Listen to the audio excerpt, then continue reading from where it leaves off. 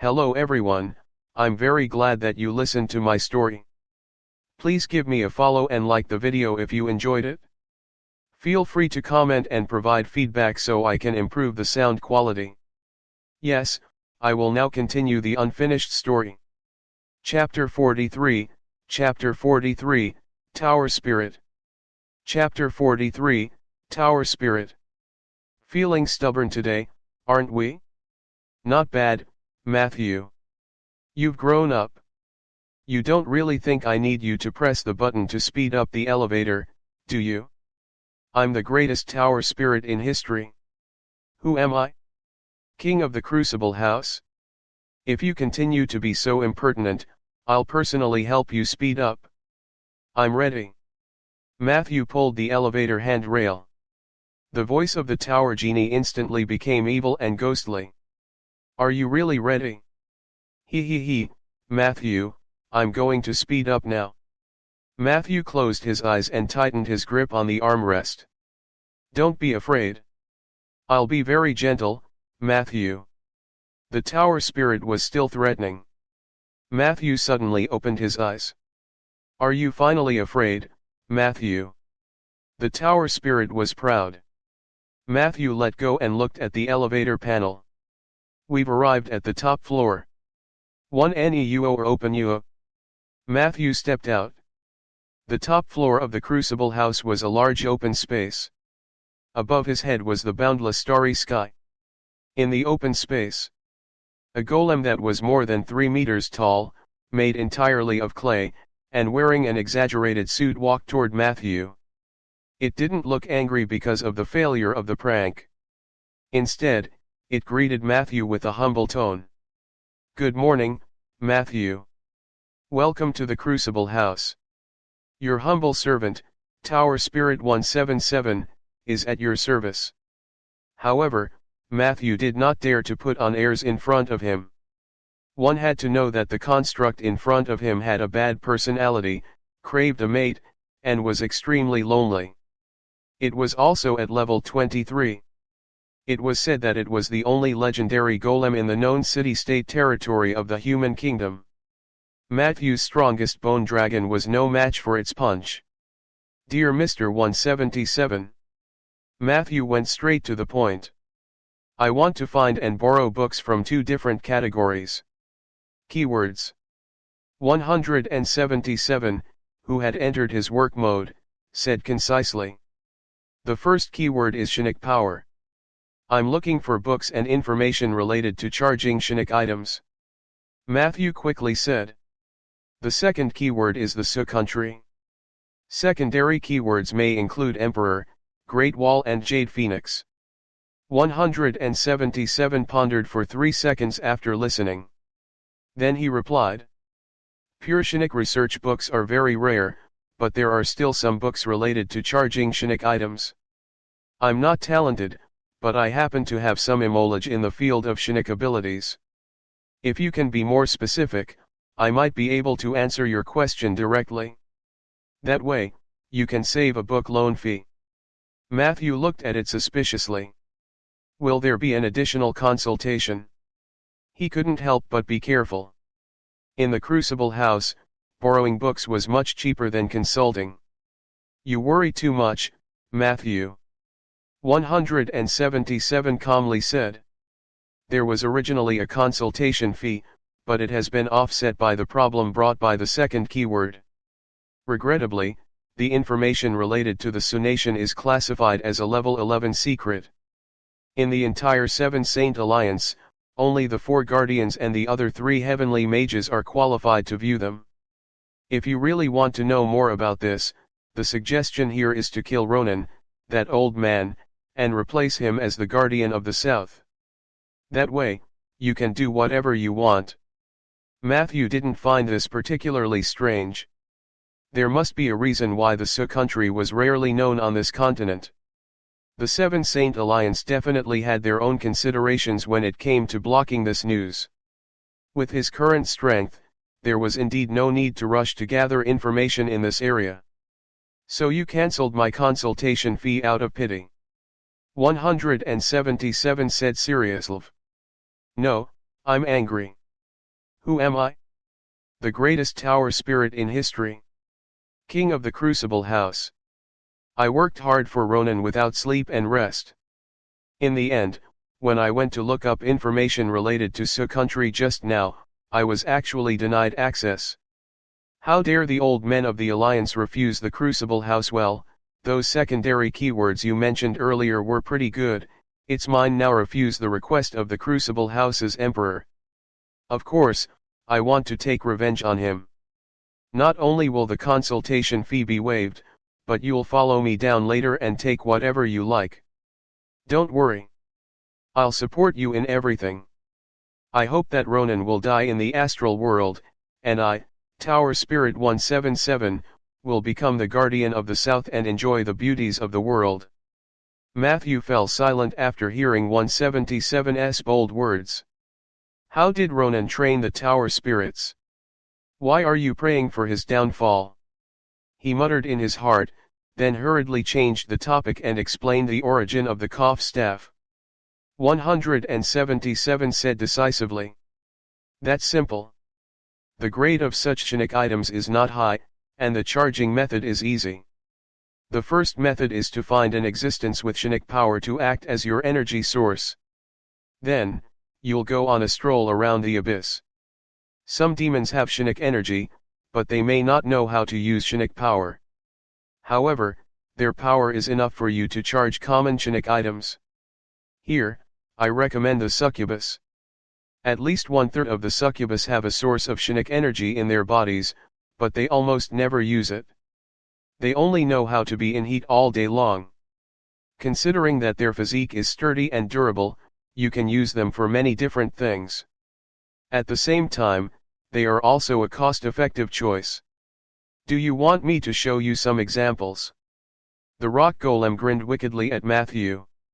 What about the second method? Hold your staff and imagine that you're coughing, said 177. Matthew was stunned. Is it that simple? 177 nodded. Of course, it's simple. This method is very inefficient. You need to be mentally prepared. Matthew silently noted down the two methods and bowed to the Tower Spirit to thank it before bidding farewell. Chapter 44, Chapter 44, Tower Spirit. Chapter 44, Tower Spirit. Are you leaving already? 1771's tone became more lively. You know, Matthew, I'm very lonely. Matthew felt a chill run down his spine. Aren't there a lot of constructs in the Crucible House? Could it be that none of them caught your eye? He asked politely. Don't even mention those mediocre female subjects. Ronan couldn't even fathom the creation of high-level wisdom, and the constructs he created were all trash. I really wonder how he created me back then. Maybe he lied. I'm not his biological son at all.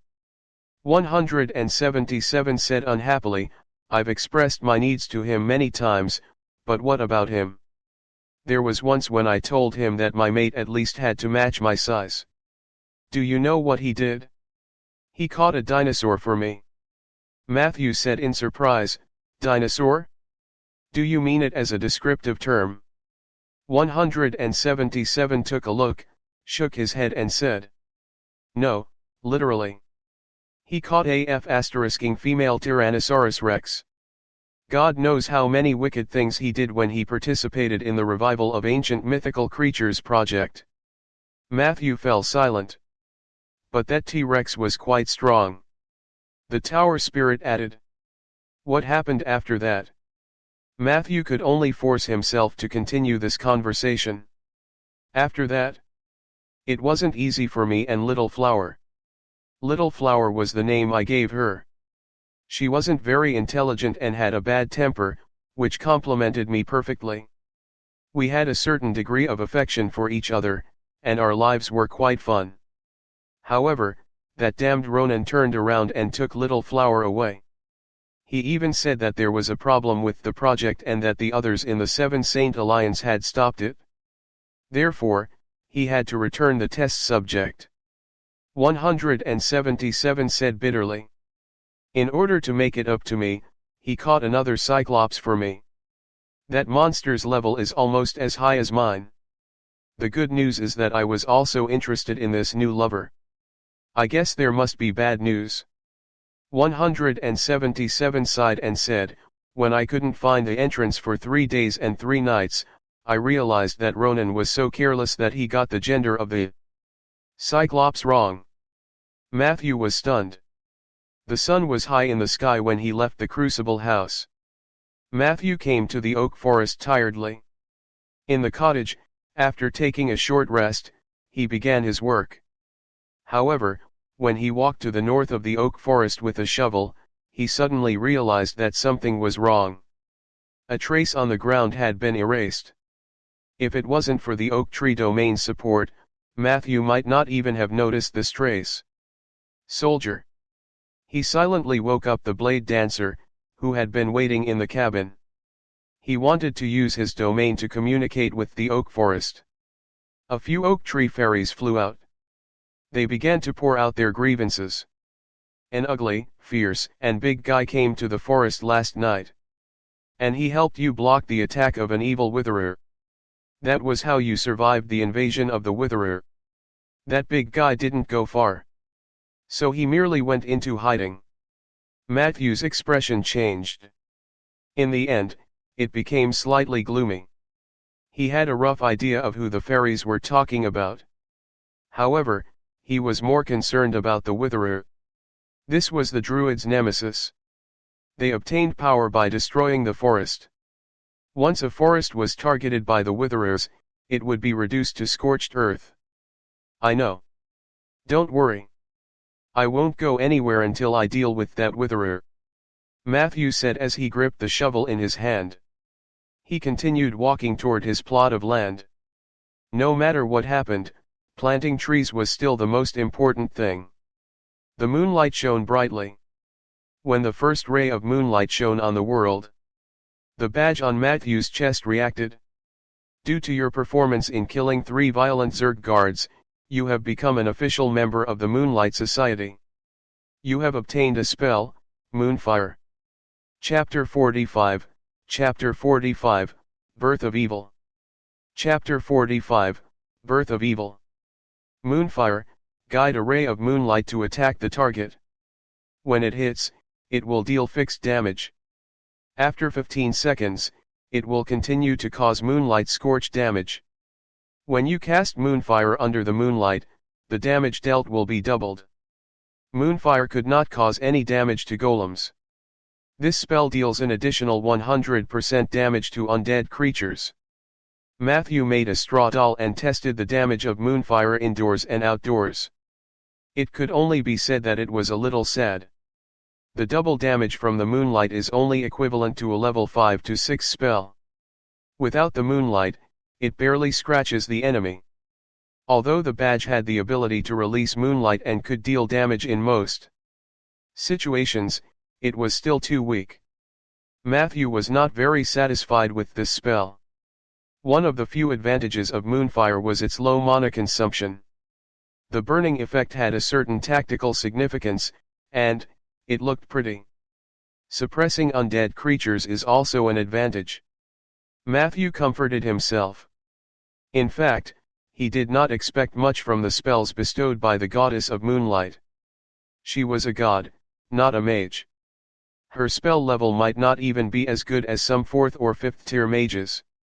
The advantage of the gods was that they could use their divinity to imbue their spells. However, after the ascension of the heavenly palace, they were no longer able to cast divine spells on the human world. Matthew believed that this Moonfire spell should have been a divine spell created by the goddess of the moonlight. Later, the goddess had to modify it so her believers could use it. Thinking about it this way, the goddess was in quite a quandary. No wonder she was so humble. However, the goddess of moonlight's low profile may have existed since the Age of Enlightenment. Her domain is the moonlight. This means that the domain of the moon has already been taken by some other divine. Her power will be limited. Matthew rubbed his believer badge and thought casually. But Ella once mentioned that the moonlight woodlands had a period of glory. Could it be that she was once the goddess of the moon and not just the goddess of moonlight? However, it didn't matter. Matthew quickly walked back to the hut and politely praised the moonlight. In the following days, Matthew's focus in life returned to reality, especially planting trees. He used the extra time to search for potential witherers. Unfortunately, his divination skills were really weak. When he divined the location of the witherers, he somehow saw a woman coming out of the bath. Judging from the architectural style behind her, it was obviously a craftsman's district or a commercial district in Rolling Stone Town. However, that woman was clearly not with the witherers. Afraid of being perceived as a peeping Tom, Matthew hurriedly covered the crystal ball with sackcloth. For this period of time, he decided to stop divination. The witherer had not been found yet, but it was getting easier for Matthew to track down the whereabouts of Eli. He found it time to activate the oak tree domain. As Eli had resonated with his domain, Matthew could immediately lock onto his position as long as he was in the oak forest. From the content of Matthew's perception, Eli's daily routine was very monotonous. It looked like he seemed to be patrolling the forest very seriously. Matthew observed for a while and let him be. His forest was full of hidden talents. There were skeletons, necromancers, and corpses. What was wrong with having a proper druid? In the moonlight woodlands, Ella had repeatedly urged Matthew to continue clearing the MVE, but Matthew had always used the excuse of insufficient human power to brush her off. In fact, this reason was not completely unreasonable. He had lost so many skeleton soldiers. It would take some time for Matthew to resummon all the soldiers. Samantha never showed up again after that day. Matthew guessed that she had gone to sort out the information he wanted about the Sioux country. The mission at the hive was really not urgent. The goddess of moonlight's mission was for him to eliminate one violent Zerg guard, and Matthew had done more than that. As for the side quest of eliminating all the Zergs, Matthew had given up the idea of pushing through the quest after learning that the hive was related to the Unto Empire. It was better to do things steadily. During this period, two things happened. Matthew found some time to buy 10 air element restraining runes and a small bottle of the ghoul's nail powder from a merchant in Bian City. These two items were prepared for the next summoning of zombies. The other thing was the transfer of Rhaegar's private territory to Matthew. Matthew received a free land gift document signed by the Lord from an unfamiliar City Hall official. This matter absolutely could not be completed openly. Therefore, under the hint of the official, Matthew went to see Ms. Liz again, who complained that Matthew should have come to pick up the land lease document earlier. On the surface, Matthew had become the tenant of the territory. However, only a few people knew that he was actually also the landowner. Liz was very straightforward, and she even gave Matthew the promised allowance in full. When Matthew walked out of the city hall, Matthew, who had his pockets tinkling, felt that life was wonderful. He had only saved Sif once due to convenience, but the father and daughter had thanked him with generous gifts. He felt a little guilty. There was a moment when Matthew even had a wicked thought in his heart. If only this would happen again. Very quickly, he seriously banished his evil idea. Chapter 46, Chapter 46, Birth of Evil. Chapter 46, Birth of Evil. I shouldn't wish for Sif to get into any more harm. The child has already suffered. Although, I wouldn't mind saving Rhaegar one time. Just like that. 5 days later, Matthew carried the sack and shovel and walked leisurely back to the hut. When he was less than 50 meters away from the wooden house, his domain suddenly triggered automatically. The big guy is coming. An oak tree secretly told him. Matthew turned to the west. A figure rushed over. He rushed in front of Matthew, paused for a moment, and then asked in a particularly unhappy tone, "It's fine if there are no animals in your forest, but why aren't there any berries?" Eli glared at him. Matthew thought for a moment. Maybe because this is an oak forest. Eli's dissatisfaction became even more serious. That's not what I meant. Of course, I know that this is an oak forest, but why are there only oak trees in the forest and no other plants? Matthew put down his shovel and explained in a friendly manner, "It's like this, Mr. Eli. I just started to plant this forest. I'm not a forestry expert. I only know how to plant oak trees for now." Eli revealed an incredulous expression. Then, he sneered. "It's indeed in line with my understanding of necromancers. How can there be only one kind of tree in a forest? Forget it. I don't want to talk about this with you today. You know, shapeshifters like me often need a lot of meat to replenish their energy. Of course, I have mastered many druid spells that enable my survival. For example, I have a spell that can help me fill my stomach with a small amount of berries. However, the problem is that you have nothing here." Matthew looked enlightened. He was wondering why Eli had been running around in the forest for the past few days. So he was looking for food.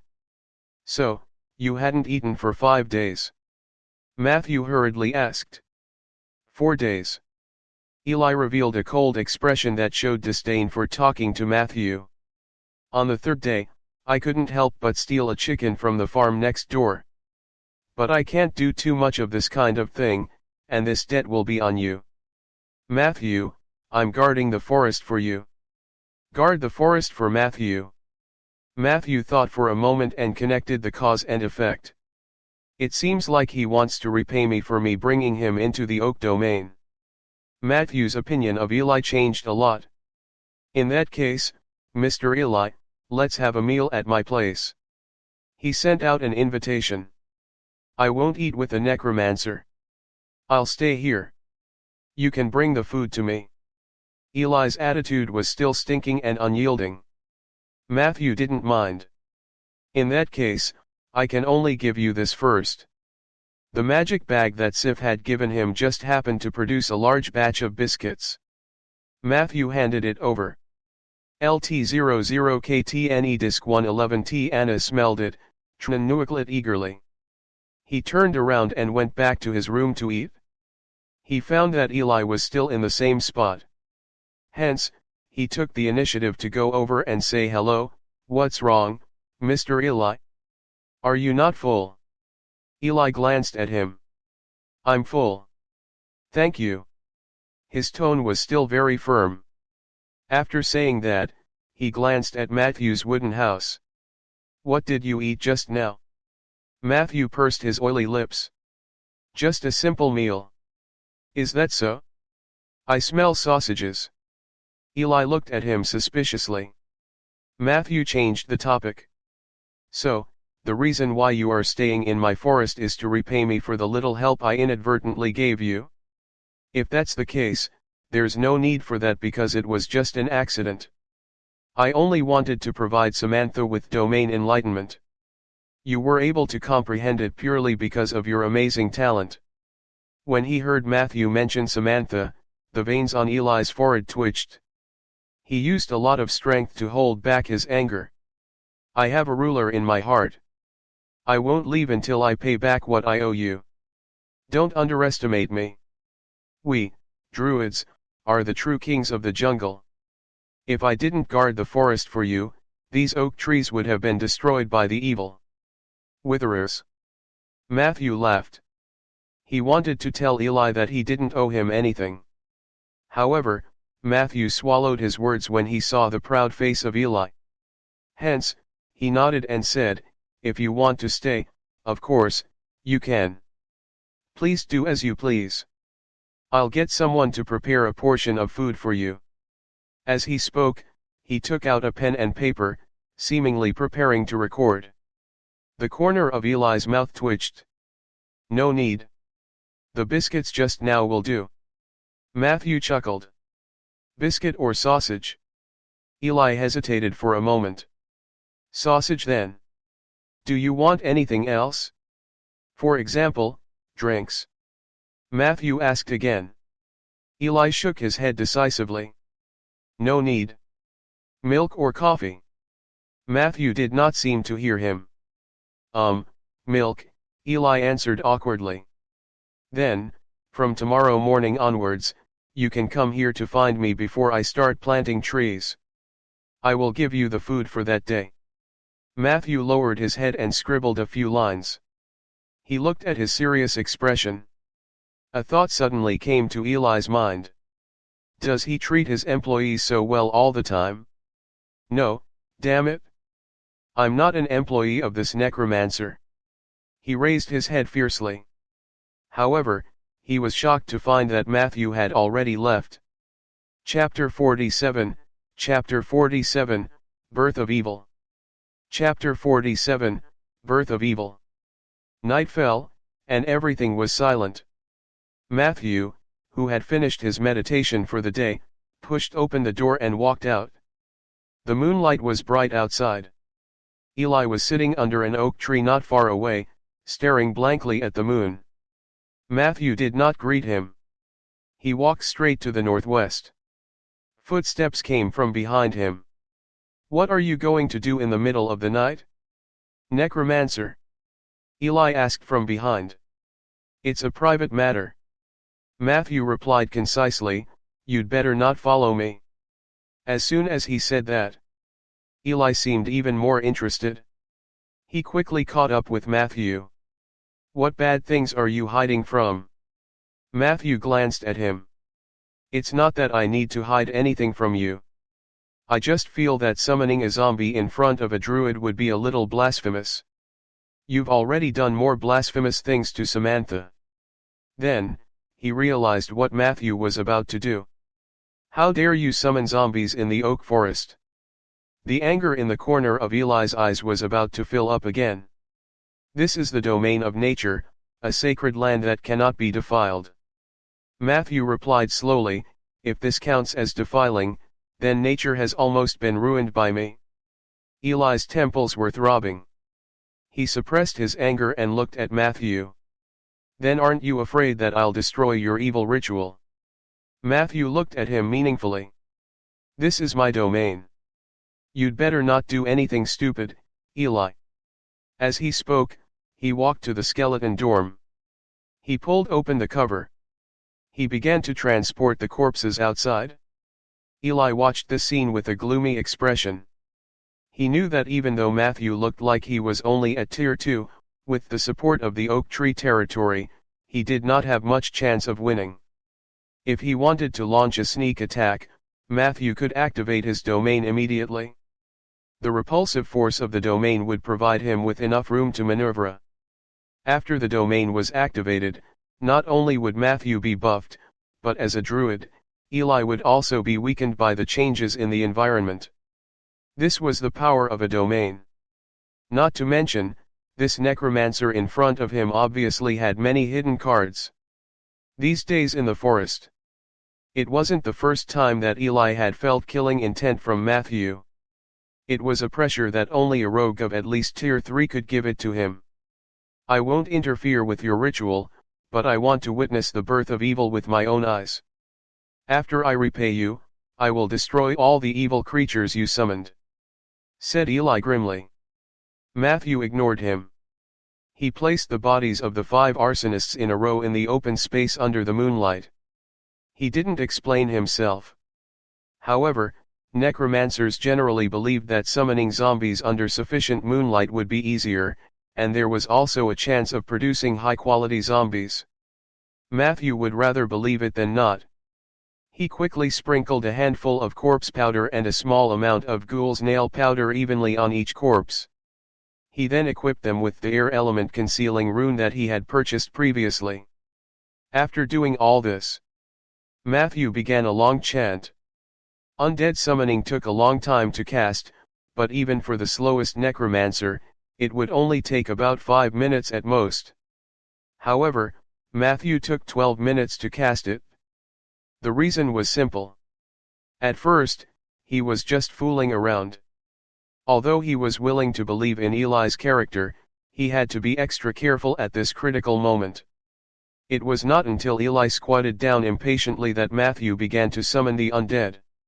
In the forest, the necromancer's chanting was rhythmic. Dark clouds floated by. Eli's face flickered. One of the corpses stood up stiffly. Corpses crawled up from the ground one after another. Eli subconsciously jumped up from the ground. But in the next second, he was surprised to sense that the oak forest around him seemed to have come alive. Wisps of green light appeared on the oak trees.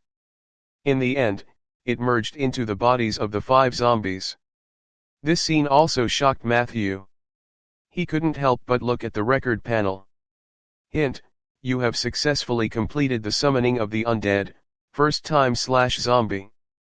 You received 5 undead creatures, zombies/average level 7. Your zombies were blessed by the oak tree domain when they were born. They received the bark spell.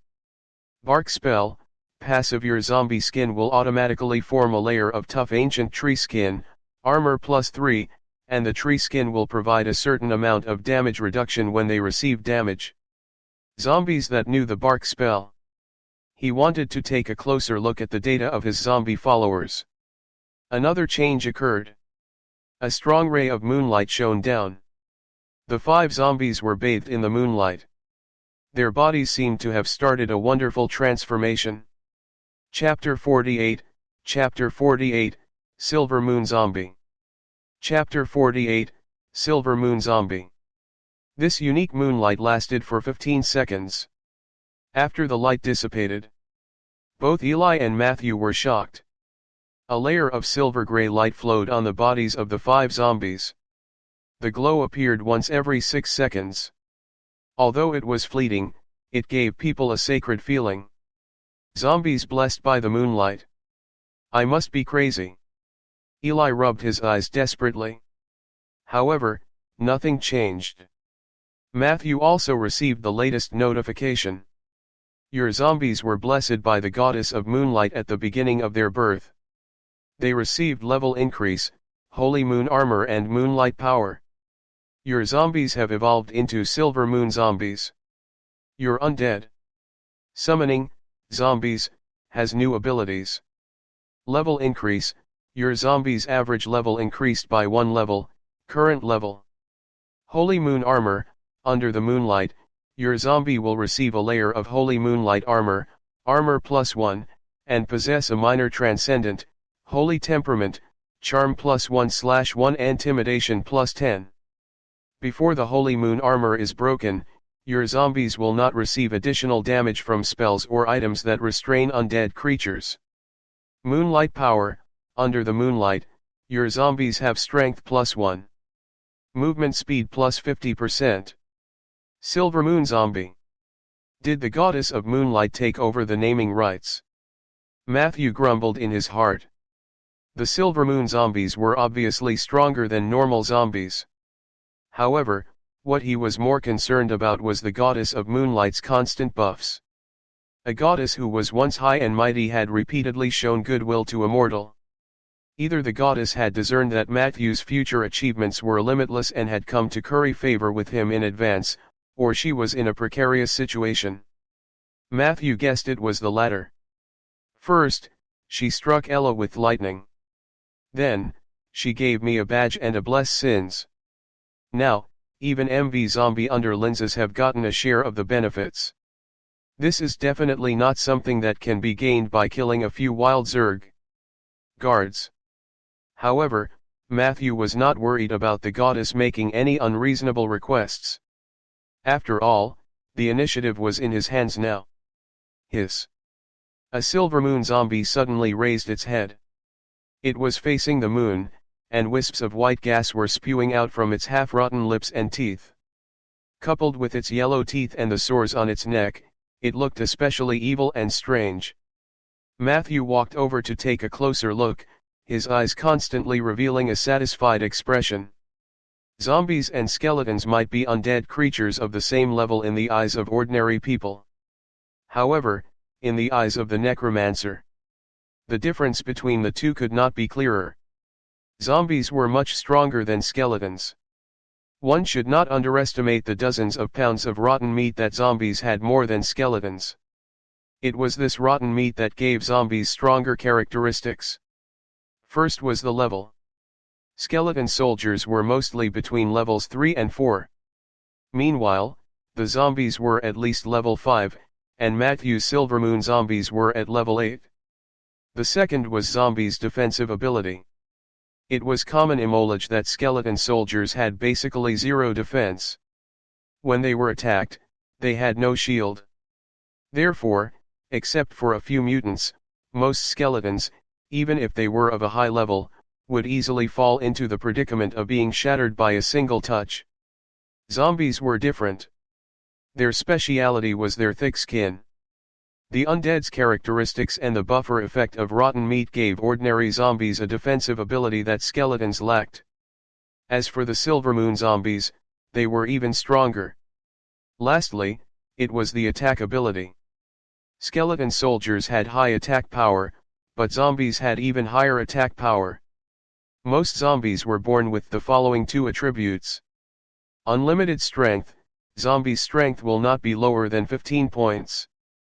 Paralysis poison, during a battle with a zombie, living enemies will be paralyzed once every 30 seconds. Once the immunity roll fails, they may enter a paralyzed state for 3 to 5 seconds. The true weakness of zombies was their movement speed and attack speed. The speed at which they raised their hands and walked was so slow that their enemies could easily walk away. If a normal person's movement speed was 10, then the skeleton soldiers was 7, and the zombies were only 4. The slow movement and attack speed were the reasons why necromancers didn't like zombies. But the Silvermoon zombie was different. Thanks to the moonlight power, the silver zombies could move around 6 points under the moon. Although it was still not fast, it was much faster than normal. At the same time, the increase in strength and the existence of the paralyzing poison also allowed the zombies to control their enemies better. I can learn 1 or 2 crowd control spells. The level 5 spell Frost Path is not bad. It can work with zombies to kill the target. Matthew was in a good mood as he wandered around the zombies. He didn't even care that Eli's mind was about to explode. After getting familiar with the attributes and abilities of the zombie, Matthew's physical examination was ready to come to an end. None of the 5 zombies were elite zombies. According to Scarface's performance when he was alive, Matthew thought that he would become an elite, but who knew that he was only a normal zombie? However, the zombie that had been transformed from Scarface was indeed the tallest, largest, and strongest among them. To make it easier to remember, Matthew named it the Big Zombie. The remaining 4 sat in a row according to their physiques. Naturally, they were named Zombies 2 to 5. Chapter 49, Chapter 49, Silvermoon Zombie. Chapter 49, Silvermoon Zombie. Matthew was already very fond of his zombie underlings. After the naming was completed, Matthew began to drive the Silvermoon zombies around the oak forest. He had to arrange accommodation for his new employees. The skeleton dormitory definitely wouldn't do. Although zombies and skeletons were both undead creatures, they were born to be enemies. If no one controlled them, a war would definitely break out between the two. Matthew did not want that to happen. He walked around the forest. In the end, he found a similar hole about 200 meters away from the skeleton dormitory. The tunnel was one way. It looked dark, narrow, and deep. Matthew ordered the zombies to jump down one by one. They did exactly as he said. I can stuff another 5. Tomorrow, I'll find a carpenter to get a few boards to cover the hole. From now on, this is the zombie dormitory. Eli, who had been tailing them all the way, finally couldn't take it anymore. He asked angrily. Are you hiding the zombies here? Matthew spread his hands. Isn't that clear? Eli was even angrier. If not for his strong sense of principle, he really wanted to throw himself at the necromancer and scratch his handsome face. Since you like to mix undead creatures with nature so much, why don't you build a few new cemeteries in the forest? He mocked. He pondered for a few seconds. He pressed his hands on both sides of Eli's shoulders and praised sincerely, "You're really a genius. I should have thought of it earlier." Matthew praised Eli several times. Only then did he let go of his hand and turn to leave. Eli suddenly felt something was wrong. "What do you mean?" "I agree with you about a cemetery. If we build a super large cemetery in the oak forest, it might become a city of the undead in the future." Matthew's mind was filled with longing for the future. In the past, his attention on undead creatures was limited to some special targets, mainly Peggy, Flea and Soldier. He was limited by energy and negligence. He really did not think of building a real cemetery for the undead creatures to live in. This would not only greatly increase the loyalty of the employees, but there were also many other benefits. The cost of building a cemetery was not low. However, Matthew had already decided to build the cemetery in a hole under the forest. The empty underground city in the Gold Digger Basin became the perfect graveyard. The undead rested underground. The oak tree grew above ground. What a beautiful and harmonious scene. Matthew decided to go back and discuss it with Peggy. If they wanted to build a cemetery, the opinion of the Tauren skeleton was undoubtedly the most important. His mind was filled with the enthusiasm to build a cemetery. Matthew returned to the cabin and was about to record his inspiration when a tall shadow appeared outside the window of the cabin. "Peggy." Matthew looked at her in surprise, and his eyes gradually became nervous. What happened? In his agreement with Peggy, only when something urgent happened would she leave home and come to the forest to look for Matthew. Peggy said seriously. "Matthew, a young man who is 10 times more beautiful than you found me.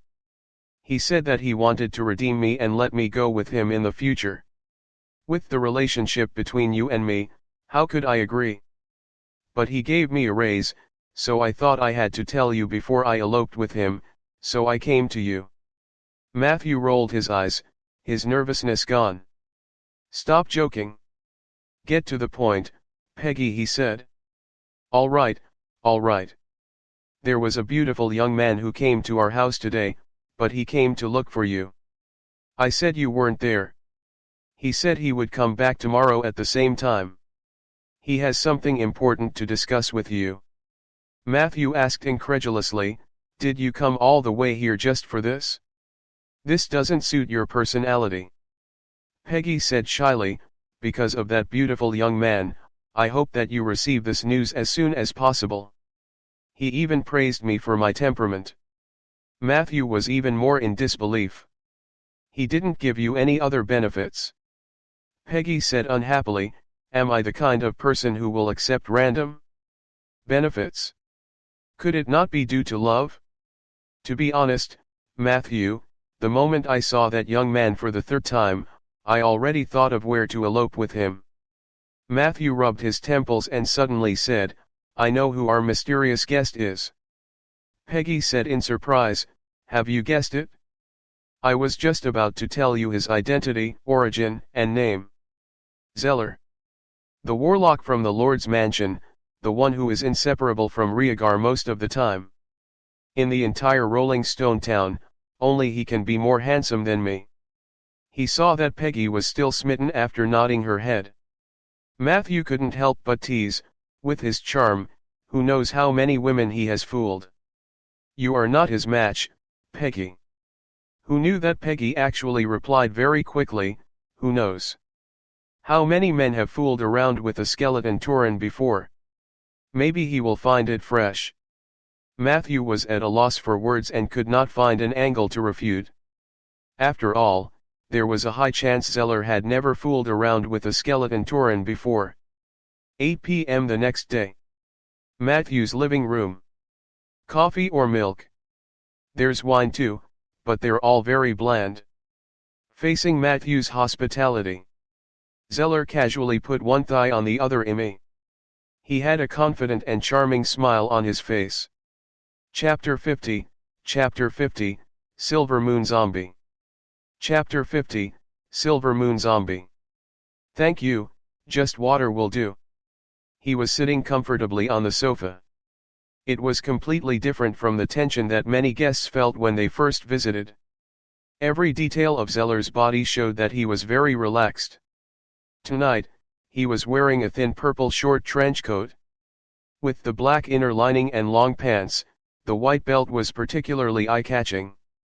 In the middle of the belt was a silver circle, and the pattern on it changed constantly. Goat horn, rainbow, blade willow leaf, girl, farm bull, book, killer. Hanging on the right side of the belt were a few cute frog dolls. They looked vivid and lifelike. Matthew noticed this when he first entered the door. He couldn't help but take a few more glances. He had to admit, Zeller's handsomeness was from the inside out. If his appearance could only be considered above average, then his inner charm could drive most intelligent creatures crazy. This was a warlock. He was a professional charmer. This kind of charm ability feels just a little worse than Lulu's. Matthew was secretly shocked. The attentive Peggy had already brought up the water that Zeller had ordered. However, Matthew felt his scalp go numb with just a glance. "Peggy, why did you bring out the entire water tank from the kitchen?" Peggy glared at him. "What? I'm afraid that Zeller won't have enough to drink." Matthew was speechless. Peggy was indeed a mutant among mutants. Logically speaking, undead creatures were immune to charm, but she seemed to be mesmerized. But even so, Matthew still felt that she was acting. "Are you that eager for a pay raise? Did I really give too little?" He even thought of this. A small quarrel broke out between the master and servant. Zeller did not mind. He magically took out an empty bottle from his sleeve and filled it with water. Then, he used the same trick and grabbed a few pieces of ginger to sprinkle them into the cup. "Ever since I awakened at the age of 13, I only drank this," Zeller explained with a smile. Matthew responded and finally thought of a way to send Peggy away. It was not until the figure of the Tauren completely disappeared in front of the two that Zeller suddenly sighed. "It's because of this that I don't want to go out and meet people." His eyes darted around Matthew's body teasingly. "Mr. Matthew, other than Rhaegar, you were the first person to ignore my charm when you first met me completely. This is very impressive." Matthew waved his hand. "You're overpraising me. Your charm leaves a deep impression on me.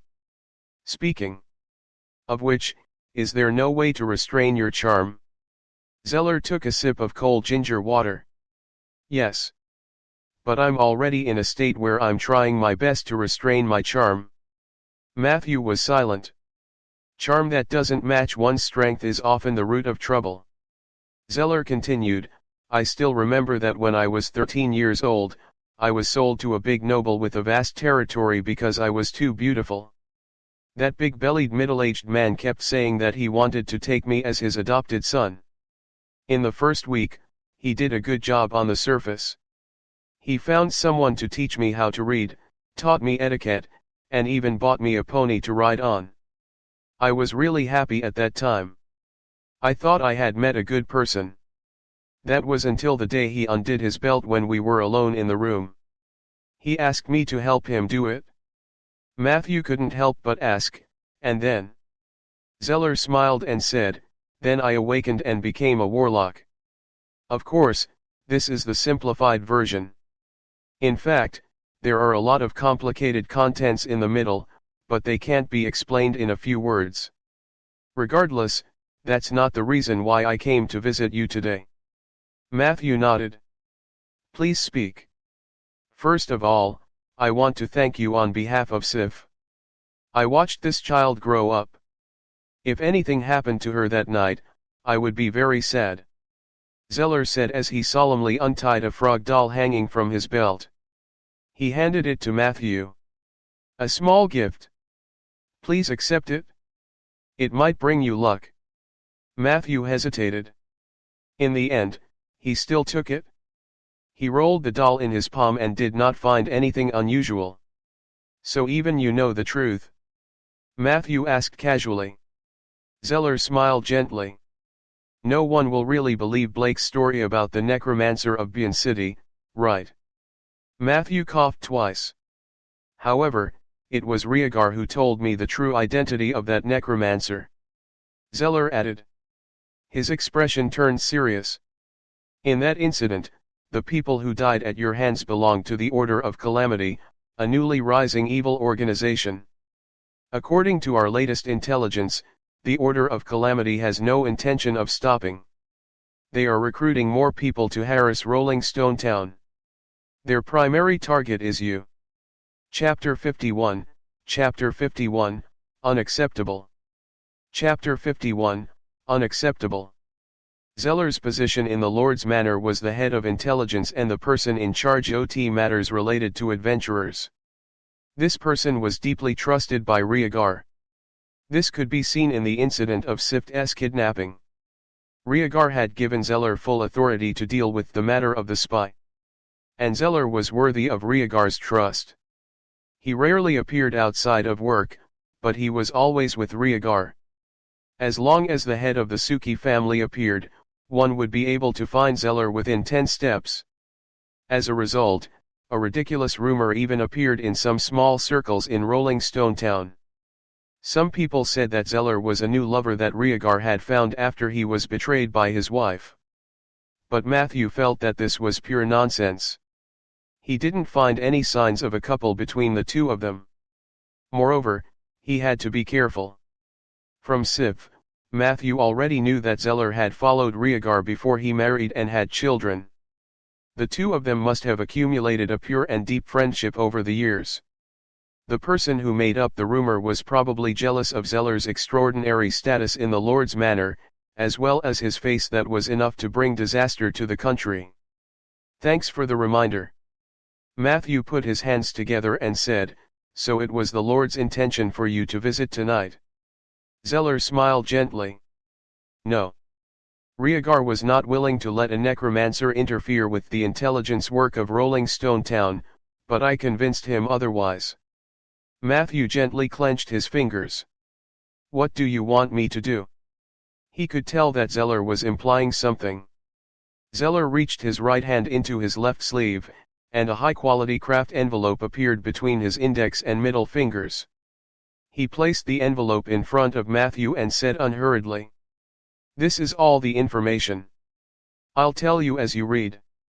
The envelope wasn't sealed, and several thin pieces of paper slipped out after the red string was untied. Matthew glanced at the content and frowned slightly. It's a bit tricky, isn't it? Zeller gulped down a mouthful of cold ginger water. It would be fine if there were only one Order of Calamity, but I never thought that Rolling Stone Town would one day be targeted by 3 notorious evil organizations at the same time. The timing is too coincidental. I'm afraid even Blake wouldn't believe that none of them were organized and dispatched. Matthew looked at the 3 organizations mentioned in the intelligence that might attack Rolling Stone Town in the near future. The Order of Calamity. Silverfrost Brotherhood. Withering Order. What is even more ironic is that these 3 organizations actually sent threatening letters or challenges to us using their own names. Even the approximate time and place of the attack are written clearly. Are the current leaders of criminal organizations that unconventional? Or should we lament that Rhaegar had kept a low profile for so many years that the outside world had forgotten the brutality and terror under the gentle appearance of the Suki family? Zeller spoke very calmly and steadily. However, when he said the last sentence, Matthew felt a surge of anger. He does seem to regard himself as a member of the Suki family. This thought flashed through Matthew's mind. His gaze quickly swept through all the words. Matthew understood the situation. As you can see, the Southern Patriarch of the Order of Calamity has demanded that we hand over the murderer of their members and pay 50% of our annual tax as an annual tribute. Otherwise, they will raze Rolling Stone Town to the ground. The leader of the Silverfrost Brotherhood demanded that we hand over the 2 arsonists currently in the Rolling Stone Town prison and pay 60% of our annual tax as an annual tribute. They also wanted us to provide a stronghold for the Silverfrost Brotherhood to train reserve members. Finally, they even wanted us to send 50 women every year to solve the marriage problem of their members. As for the Withering Order, they were the easiest to talk to. They only asked for 30% of our taxes, and they only asked for the destruction of the forest around the town. Zeller still had a gentle smile on his face. These bandits are more familiar with extortion than the devils in purgatory. Matthew's expression was a little serious, and he looked a little more ruthless. Can Rolling Stone Town deal with the invasion of 3 evil organizations at the same time? Zeller quickly said, we can resist the invasion, but we can't control the intermittent disturbance. Matthew instantly understood. The biggest headache when a territory encountered an evil organization was that the other party would not play the fair game. Evil organizations would more likely employ harassment tactics. The security situation in the territory would take a sharp turn in the short term. Not to mention Rolling Stone Town, even a medium-sized city like Gileo City wouldn't dare to say that they would survive this onslaught from all sides. Among the nearby cities, only Bian City and Jade Court had such strength. Of the 3 organizations, 2 of them are targeting me, and the remaining one is also related to me. On the surface, that's the case, but in fact, without you, they will still launch a malicious attack on Rolling Stone Town. Zeller tapped his left and right knuckles with his right hand and said briskly, it's better to say that you have already helped us resolve an attack from them. Besides, with you around, Rolling Stone Town's resistance to evil has increased, so you don't have to have any other thoughts. As long as you are a resident of Rolling Stone Town, you will be protected by the Suki family, and the Suki family will never compromise with evil. Chapter 52, Unacceptable. Chapter 52, Unacceptable. He believed Zeller. If the 3 major organizations only mentioned the time of their attack in their letters, then where did you get the detailed data on their number of members, their position structure, and their estimated strength? Matthew pointed at the rows of numbers on the report. That was the work of divination and scouts. Zeller explained. There have traces of any unusual movements. Actually, before I received the letter, I had already sent scouts to the surrounding cities to collect information. At that time, I found some clues. It is impossible for such a large number of people to move quietly. They need food, accommodation, and equipment. Matthew looked at him curiously. How did you think of sending people to other cities to investigate? Zeller explained patiently, for that, I have to mention the case of the mole that I was commissioned by Riegar to investigate. Matthew became more energetic. Have you found the mole? Zeller said with certainty. Vic Balmer, also known as Little Balmer, was the son of Balmer Sr., one of the 9 Amites who had fought together with Lord Riegar in Purgatory. Little Balmer was the same age as Sif, and he looked like a simple and honest little fatty. He had followed Sif's footsteps since he was young and considered himself her follower, so they had a good relationship. When he grew up, his father took him to the manor in the west for training, so he had less contact with Sif. This spring, he suddenly wrote a letter to Sif inviting her to the countryside. On the way, something happened to Sif.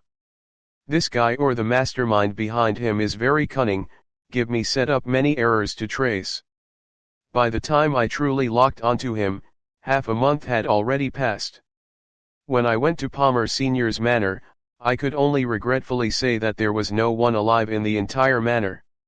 The original farmers, maids, gardeners, chefs, and even the entire family, including Palmer Sr., had all become bizarre creations. My men had no choice but to clean up the manor.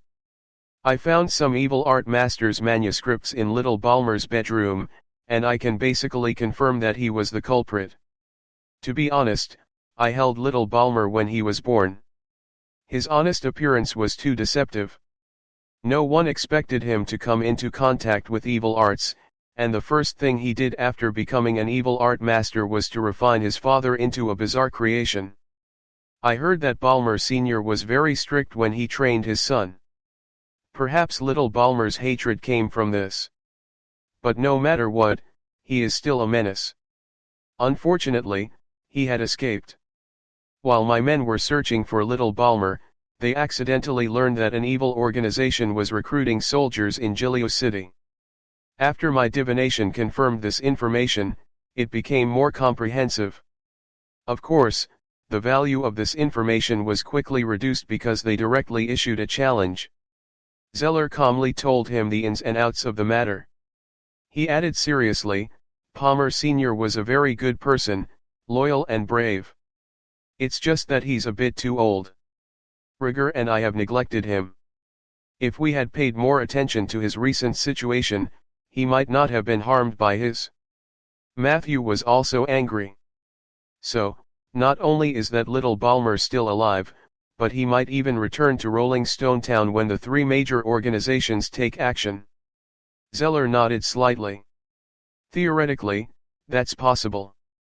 Perhaps he was the one who lured the Order of Calamity here in the first place, or perhaps he was just the most suitable breakthrough point the Order found in Rolling Stone Town. However, all of this did not matter. The important thing is how should we deal with it? Before I share my plan, I need your opinion. Matthew thought for a few minutes and replied. Since the three organizations have sent their letters of challenge separately, it means that they are not united internally. The best strategy is to divide them and defeat them one by one. The Withering Order has the most concentrated target, so we just have to make a fuss around the oak forest to lure them into taking the bait. Weren't there still two arsonists in the Silverfrost Brotherhood in prison? We just need to find the right time to let them escape successfully. After they escape, there is a high chance that they will go to the organization. We'll only need to follow them. I don't have any idea about the Order of Calamity. The fact that they dared to come to me after Fine's death proved that they have the ability to fight against bone dragons. The evil priest's methods are evil and impossible to guard against. However, there is one thing worth noting. They were very concerned about the bloodline of the Suki family, so Sif and Rhaegar are the key characters. They could also be used as bait to lure the snake out of its hole, but doing so would be risky.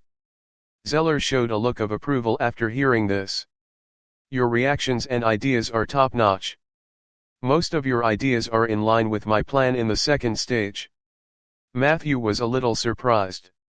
Second stage? Yes, we will do what you said, but not now.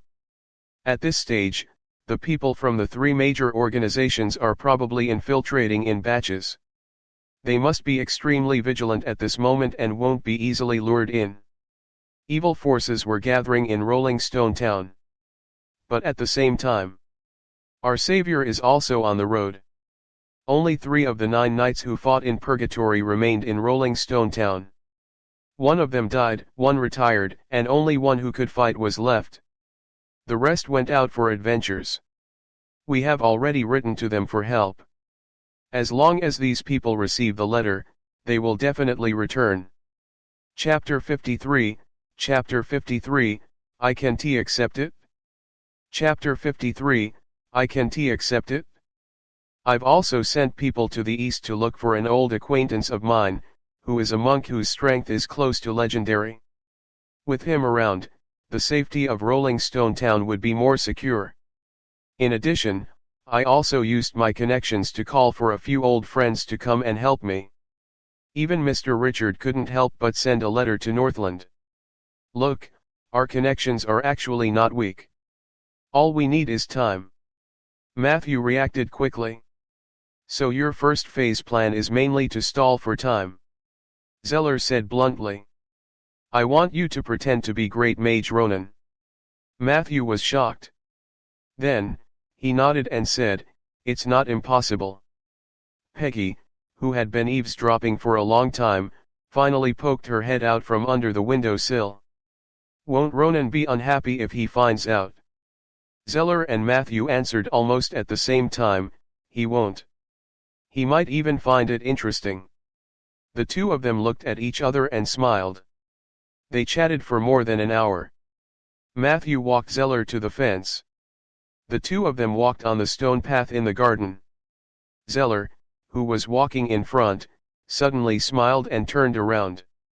"Mr. Matthew, please forgive me for playing a little trick at the beginning of the conversation in order to gain your trust. The story about the awakening of the warlock is not my own, but I heard it from another warlock friend. I deliberately made myself sound miserable so that I could gain your sympathy and pave the way for convincing you. But now, it seems that this is unnecessary. You're the kind of person I like." Matthew was stunned at first, and then he immediately heaved a sigh of relief. "That's good. At least you didn't experience such a painful thing." A strange light flashed in Zeller's eyes. "You are a strange necromancer. Your kindness is heartwarming. I'm sorry again for lying to you before. However, speaking of pain, my awakening experience was actually much more tragic than my friend's." As he spoke, he came to the fence and elegantly closed the door. "However, I won't tell my story unless I'm on my deathbed." After sending Zeller off, Matthew was in the living room sorting out the information he had obtained tonight. Then, he rushed back to the oak forest to take care of the place. He had to talk to Eli about the Withering Order. The Witherer was the archenemy of the Druids. Eli definitely knew more about this organization than he did. However, before that, after a week of hard work, he had already accumulated the capital for another 10 strengthening buffs. The crisis was approaching. This was the time when he needed immediate combat strength. Therefore, Matthew deposited all the buffs he had to strengthen Soldier. Hint: you have consumed 10 strengthening buffs. Your summoned creature, Soldiers, has leveled up to level 12.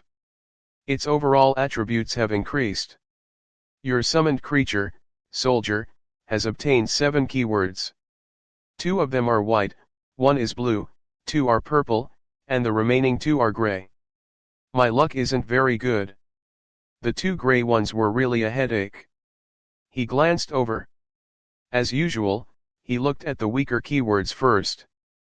Backstab, white: when your skeleton attacks the enemy from behind, the damage and stun duration will be greatly increased. Sprint, white: your skeleton's movement speed in battle has been greatly increased. Storm combo, blue: when your skeleton uses a short knife as a weapon and successfully hits the enemy's vital points, it can make a second and third slash in a very short time as a combo. This process will cause a lot of damage. The quality was surprisingly good. It wasn't particularly powerful. However, it was solid and useful. At least it's not some strange abilities. Matthew then looked at the purple keyword. Colorful dance, purple: when your skeleton uses this dance, it can leave an afterimage wherever it goes. During the duration of the dance, regardless of its current position and state, it can instantly return to the position of the afterimage. Currently, the maximum number of afterimages that can be left is 4. Fake death, purple: your skeleton has learned the exquisite skill of faking death, which is enough to deceive most creatures. When your skeleton leaves the state of fake death, its next 3 normal attacks will deal a lot of extra damage. It is finally back to normal. Matthew was greatly comforted. One of the 2 purple keywords provided high mobility, while the other provided sinister killing moves. He didn't understand how a skeleton could fake his death. But Soldier naturally had a way. Uncoordinated gray: in non-combat mode, Soldier has developed bad coordination in his extremities. This is also okay. His expression changed slightly. Work awareness, gray: your skeleton has developed the awareness that it is creating value for you. This awareness is not strong and is even a little humble. Every 3 months, you need to pay 1 soul crystal to appease Soldier, which will give him a great incentive. It's a little unacceptable. Matthew subconsciously gave himself a face palm. Soldier looked at him blankly. He actually imitated Matthew and used his bone palm to hold his face. The scene was both funny and strange. Eli flashed out from behind the house and stared at Matthew seriously. "What position is this?" Are you trying to summon some evil creatures in front of me again? Chapter 54, Chapter 54, Intelligence Mystery Lock. Chapter 54, Intelligence Mystery Lock. Eli? I was just looking for you. Matthew quickly threw this small annoyance to the back of his mind. He said to Eli, "You mentioned before that you once confronted a witherer in the forest." Eli nodded solemnly. "Quina, that's her name. Quina was once an outstanding human druid, but she was abandoned by the nature soul after failing 3 advancement rituals. As a result, she became resentful and angry at nature and turned against nature. She joined the witherers as you know it." There were still some things he did not say. In recent years, more and more druids had turned into witherers. This was a bad sign. The druids are defecting at an accelerated rate while a necromancer is busy planting trees. This world is really crazy. This was what Eli was thinking. As far as I know, there's an organization called the Withering Order that has its eyes on this place. He said, "If possible, please tell me more information about them." Eli muttered. The witherers gathered together to form the Withering Order. I don't know the details of this organization, but I know that the witherers usually don't appear in big organizations. They often form groups of 2 or 3 to carry out destructive actions. The witherers obtain power from destroying the forest. If there were too many people, the power that each witherer received would be very diluted. However, witherers rarely went solo. They would only go deep into the forest alone when they held an evil advancement ritual. His eyes looked around for a long time. He gave a very confident answer. "I don't think there will be more than 4 of them. If there are more than 4 of them, they won't get any benefits even if they destroy all of your oak trees. Also, I'm guessing that the witherer that's with her should be around tier 3, with the highest being level 12. This is because every tier 4 witherer is a walking tree plague. There is an unconcealable rotten halo on their bodies. As long as they appear, I can smell them from 200 miles away. 4 level 12 witherers." Matthew was confident. Seeing Matthew's thoughtful expression, Eli puffed out his chest proudly. "You don't have to worry about this. I told you that I would help you chase away those witherers. Although I'm only at tier 3, if we were to fight head-on, even 4 witherers combined would definitely not be my match." Matthew believed in this word. The shapeshifter route that Eli took was the most powerful branch among the mid-level druids, not to mention that he had mastered the powerful ancient tiger form. Matthew felt that it might have been the appearance of Eli that delayed the witherers' attack. Otherwise, he and the witherers would have fought long ago. "Thank you, Eli. You've been a great help," Matthew said seriously, "but I'm thinking about how to catch all these witherers in one go. After all, we can't be on the defensive forever." Hearing this, Eli showed an expression of agreement. "If you want to draw them out, I can hide in one of the caves nearby. However, there can't be any undead in there. I can't stand being in the same cave as zombies or skeletons." Matthew waved his hand. "There's no rush. If they're really patient, let them continue to observe. During this period, I'll make sufficient preparations. By the way, you seem to have something to tell me just now." Matthew noticed that this was the first time Eli had voluntarily approached his cabin. Eli said seriously, "The food you brought this morning tasted very good. The sausages and bread were unbelievably well cooked, and the cup of milk with honey was equally memorable, so I came to thank you." Matthew smiled. "All the credits go to Peggy." Eli's eyes lit up. Matthew muttered, Peggy is indeed a good woman." Eli pretended to be reserved and said, "Then, please send my regards to Miss Peggy. Tell her that I'm looking forward to tomorrow's food. If there's a chance, I wish to talk to her face to face." After saying that, he swaggered off. Matthew was left alone, struggling to decide what expression he should show. In the wooden house, Matthew examined Soldier's body. After going through 28 enhancements, Soldier's level had already reached level 12. The Blade Dancer's outstanding profession had given him an extremely strong assassination ability. Matthew speculated that Soldier would become a nightmare for all frail adventurers. Just a little bit more. I still have to plant a few more trees. Once he broke through to tier 4, he would become a more useful companion than Philly. Matthew gently caressed Soldier's strong spine. At this moment, a thin layer of dark red fibers had already grown on the bones in the core area of the chest and spine. They were tightly attached to the silver-yellow high-quality bones. Under the illumination of the fire, it gave off a mysterious and demonic aura. Chapter 55, Chapter 55, Intelligence Mystery Lock. Chapter 55, Intelligence Mystery Lock. The cloak on his back also became bigger and thicker. The Dark Knight cloak was originally just a pitch-black cloth, but now there were 2 pieces of red velvet material at the bottom and around the neck. Soldier now looked like a big shot. Matthew thought for a moment and decided to change Soldier's contract to a more advanced one. The current Soldier was the same as the other skeleton soldiers. He had signed a temporary contract with Matthew. He could be summoned and abandoned at any time. The advantage of this contract was that it was cheap. However, it was not conducive to the long-term tacit understanding between the necromancer and the summoned creature. Matthew had been watching to see how Soldier could be strengthened. Now, he felt that Soldier was qualified enough to use up one of his contract slots. In the future, Soldier, like Peggy and Philly, would become Matthew's exclusive contracted undead summon. Contract replacement successful. Your contract slot I, exclusive contract creature +1. Current number of contracts, 3/5. You have paid 1 soul crystal as a reward for Soldier's hard work for the next 3 months. Your summoned creature, Soldier, is extremely grateful.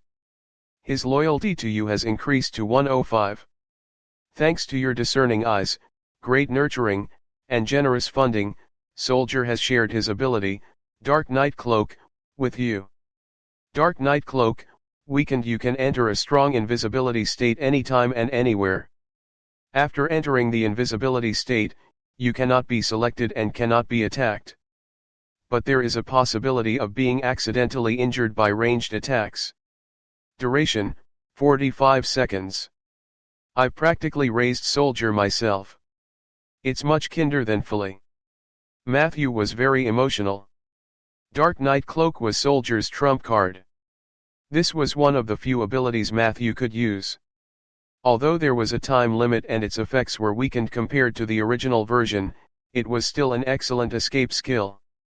At least it was much stronger than the invisibility ring that Matthew had obtained before.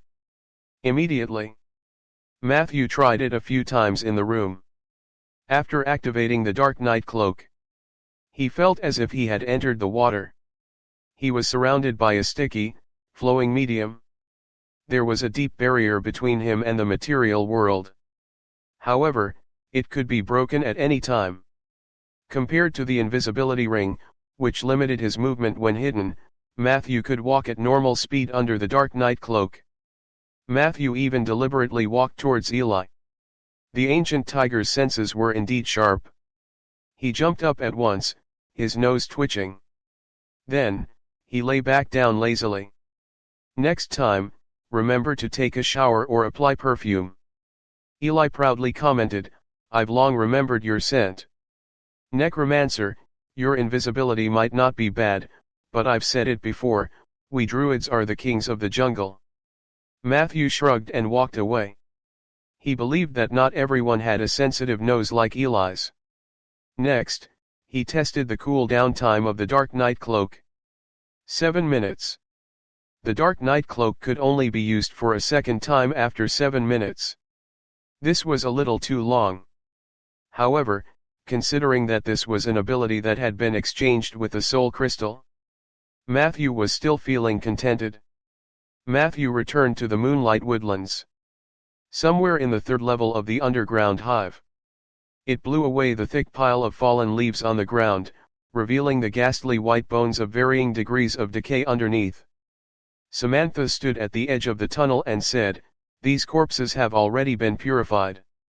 You don't have to worry about whether they are still infected by the violent Zerg." He didn't waste any time and immediately began to summon his underlings. A group of skeleton soldiers who were trembling but still full of spirit appeared in front of Matthew. A total of 12.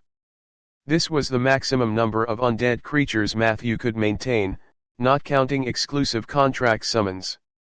The maximum number of summoned creatures could be increased. Once he completed his next advancement, then the number would be 18, which was the current number plus 6.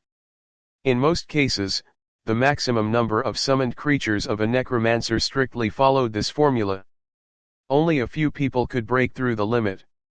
They had either mastered the relevant powers, had ancient artifacts, or were legends. The undead calamity was not so easy to activate. Most necromancers lived their long lives cautiously.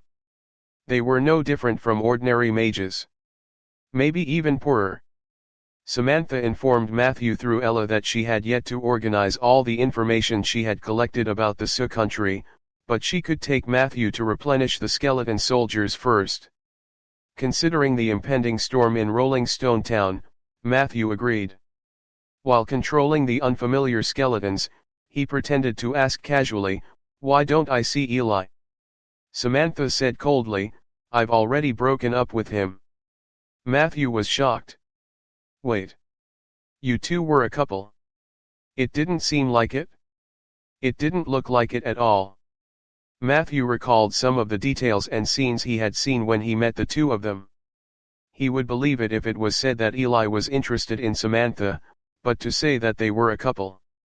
Which couple was so unfamiliar with each other? Samantha didn't seem to want to talk too much about this topic. Chapter 56, Chapter 56, Intelligence Mystery Lock. Chapter 56, Intelligence Mystery Lock. Yes, we were together for a short time, but we separated again. The scenes from that day surfaced in his mind. Combined with the time that Eli appeared in the oak forest. He had a general understanding of the cause and effect, but he suddenly admired Eli even more.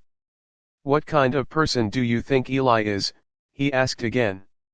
Samantha thought for a moment and said, "He is a good man, but he is not suitable for me. He is kind, upright, and strong." That was good. However, he is too controlling. When I was with him, I often thought that I was just his vassal.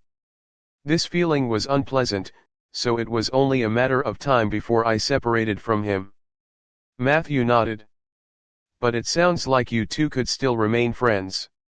Samantha said with uncertainty, "Maybe, but he's very proud, and he'll probably misunderstand the intention." "Why are you asking so many questions? Are you interested in Eli?" She looked at Matthew with wide eyes. Matthew quickly waved his hand and said, "No way." He was still wondering if he should tell Samantha that her ex-boyfriend was working for him. Samantha casually said goodbye. "That's it then. I've already replenished the skeleton soldiers for you. If you need more corpses, go to the other layers of the tree pits. They're all corpses that Eli and I have purified." As she spoke, she transformed into a leopard. "As for the information about the Sioux country, I will sort it out for you as soon as possible. Thank you for your domain enlightenment. Then, goodbye, Matthew." She ran away. Looking in that direction, she was heading deep into the hive alone. Even now, she's still unwilling to cooperate with me. What a stubborn woman. He looked at Samantha's back as she left. Matthew shook his head slightly. Ella, who had been wilting for a few days, flapped her wings excitedly. "Matthew, Matthew. Now that you have a strong army, are you finally ready to start a massacre?" Matthew asked in surprise, "How can you tell that I have a strong army? The quality of these skeletons is obviously ordinary, and they are not as experienced as my previous ones." Ella begged, "Then let's kill at least 2 Zergs today before leaving." Matthew nodded reluctantly. Fine. However, before the threat of the Witherer was resolved, he really did not want to spend too much effort on other aspects. 3 minutes later, they watched as a newborn skeleton clumsily destroyed a new nest by the side of the road and successfully killed 2 violent Zerg larvae that had come out of it. Matthew immediately said to Ella with a pleasant expression. Can we call it a day now? Ella lowered her head and was speechless. The next day, at the Craftsman Protection Association building, Matthew walked briskly through the hall, following the front desk lady's guidance. He stepped up the stairs and walked towards the 3rd floor. However, when he passed by the 2nd floor, Matthew suddenly stopped and walked towards the locksmith's office. Just like last time, the office door was still half open. Behind the desk was a middle-aged gentleman reading a book. Do you have another lock that needs to be unlocked? This time, Richard did not hide it. He had already cast his gaze on Matthew before he approached the door. No, I'm here to look for a blacksmith, so I came to see you since I was passing by. Matthew said with a smile. As he spoke, he took out some fruits from the bags in his hand and placed them on the table. The person in front of him was a rogue of the 5th tier or above. It was definitely not wrong to have a good relationship with him. Richard sneered. You don't have to do that. I've seen too many things when I was young. Some fruits can't buy me over. Tell me, what do you want me to help you with? Matthew smiled helplessly and walked out. I'm really just passing by. I'll leave now. Wait. Richard stopped Matthew. He glanced at the fruits on the table and asked, What are you looking for a blacksmith for? Matthew explained, I need to entrust someone to forge 2 short knives. Short knives? Richard looked at Matthew suspiciously. Did you summon an assassin? The man was very sharp. Matthew knew that he couldn't hide it from Richard, so he simply admitted it. Congratulations. At least in the middle and lower levels, having a rogue by your side will be very useful. Richard closed the book. But you've come to the wrong place. There are many excellent craftsmen in the association, but there are very few excellent blacksmiths. I don't think I can recommend you to anyone. Fortunately, he knew that excellent blacksmiths were scarce, so he only came to try his luck today. Do I have to go to Jilio City or Bian City? Before Matthew could ask the question, Richard picked up the pen and wrote a few words. However, I can introduce someone to you. Everyone calls him Old Fallon, and he's the vice president of the Veterans Association. He once followed Rhaegar into purgatory, and he's very skilled in forging. He hasn't been open to the public for many years, but I can try to help you get in touch with him. Matthew took the recommendation letter and thanked him. Richard waved his hand and said seriously. This is not free help, Matthew. Zeller must have told you about the challenge letter from the 3 major organizations. This is very unusual. I need you to think about it. Think about it seriously. Have you ever seen such behavior in history or in a book? Don't be in a hurry to answer me. Take a deep breath. Think. Seek your memories. You're the only one among us who can think of it. I mean, if something like this really happened in history. Richard's words sounded strange. But Matthew tried to follow his words. A stunned expression appeared on his face. I did remember something. What's going on? Matthew was extremely surprised. There was indeed a large chunk of related content in his mind. But before that, it was as if they did not exist in his memory. That's a curse that the gods placed before they left, Matthew. Richard's voice seemed to come from the clouds. A lot of profound, useful knowledge, important, and accessible history has been hidden by the curse called intelligence lock. Even if it has lingered in the minds of many people, only those with 15 points of intelligence and above, especially mages, have the chance to recall it. That's why I told you that this world is ultimately the world of spellcasters.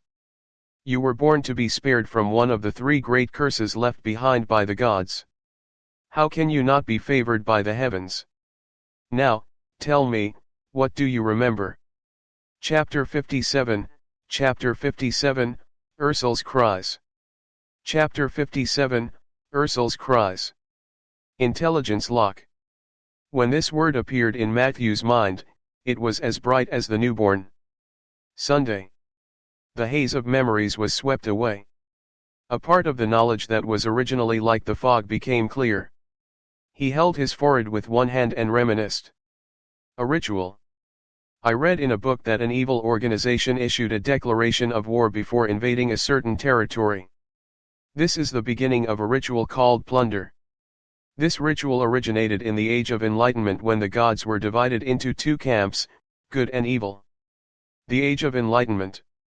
It was an era when the gods dominated the human world with their own power. At that time, the internal conflicts among the gods were very serious. They were generally divided into two camps, one good and one evil, attacking each other. After many years of development, the children of the good gods controlled the towns and villages, while the believers of the evil gods wandered in the wilderness and ruins. In order to please the god they served, the followers of the evil god would often attack and plunder towns and villages on a regular basis. Before this, they would hold a grand activation ceremony which included spreading fear, that is, spreading a declaration of war to the target town and creating a large number of rumors of impending disaster. Through this action, they would have the opportunity to disrupt the situation in the target town in advance, which would reduce the resistance to their subsequent attacks. Even if they could not achieve this goal perfectly, they could still gain the favor of the god they believed in through the ritual itself. This would allow them to obtain stronger evil power. So, the act of issuing a letter of challenge is not only the beginning of the plundering ritual but also a part of the activation ritual. Richard asked seriously. If they are indeed imitating the believers of the evil god in the Age of Enlightenment, then there is a high chance that they will do two more things to complement the activation ritual completely. The first was to create an iconic event. The impact of this event must be great, and the outcome must be tragic. It would be best if it could be linked to something that the residents of the town were familiar with. Then, they would publicize the tragedy of this case, spreading panic. Once this was done, the activation ceremony was officially completed. In the Age of Enlightenment, the evil gods would bestow a large number of divine blessings at this stage as a reward, and also to pave the way for the subsequent official plundering ritual. Richard said approvingly, "Look, I knew you could do it. This information is a big help. I'll go straight to Zeller and tell him about this. If the intelligence lock really exists, won't you soon forget about this too?" Richard smiled peacefully. "Theoretically, yes, but that's something that happened in a higher dimension. If we deliberately remember these things, we won't forget them in the short term. The curse of the gods isn't that powerful. The terrifying thing about it is that it's pervasive. Besides, if something leaves a deep impression on you, so deep that you will never forget it, then the curse will not be able to do anything to you. It's like I shouldn't have remembered the intelligence lock, but I knew it existed because I have a deep impression of it." He noticed that when Richard said these words, although its tone was very calm, there was always a strange look in its eyes. This was exactly the same as when he said, "This world is ultimately the world of spellcasters." Matthew guessed that this retired rogue had a story that he could not forget. There was a high chance that this story was related to the spellcaster and the intelligence lock. The two of them then exchanged some secrets that might be hidden behind the plundering ritual. Richard believed that the actions of the three major organizations were not just imitating the ritual. They would definitely be able to draw strength from the activation ritual. As for the source of this power, it was still difficult to determine whether it was the void ruler Urkus that Matthew had previously discovered in the secret letter or an evil god who had been hiding his strength for many years and suddenly made a high-profile comeback. At least we can predict Schnell's next move in advance. Richard got up and carefully tidied up his clothes. "I'll go find Zeller now. If it's convenient, you'd better go to the Lord's residence tomorrow. This is to prevent the most extreme situation from happening, which is that both Zeller and I have forgotten about this matter." Matthew agreed. "But do I just go to the Lord's manor like that? Would Rhaegar have any objections?" he asked. Richard glanced at him. "Why would Rhaegar object? His daughter has been clamoring every day to go to your house for tutoring. Now that you are going to him, it's much safer for him. In my opinion, he will pay you to be Sif's tutor sooner or later. Just treat it as familiarizing yourself with your future work environment in advance."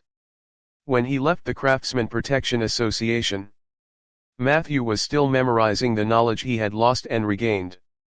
The feeling of forgetting at any time was terrible. He could only deepen it repeatedly and planned to jot down everything related to the intelligence lock in his daily manuscripts when he went back. He passed through 2 busy streets. The crowd gradually became deserted. Matthew came to the front of a house in the northern part of the region. Compared to the Craftsmen's Protection Association's building, the house seemed to have been in disrepair for a long time. Perhaps because it had been in a fire, the walls of the facade were covered in black spots. Chapter 58, Ursul's Reprimand. Chapter 58, Ursul's Reprimand. A few Boston ivy covered it, and the white and pink flowers added some vitality to this slightly desolate low building. The wooden door was half open. On the grass in front of the door was a set of mailboxes and a wooden sign that said Veterans Association. Matthew leaned over.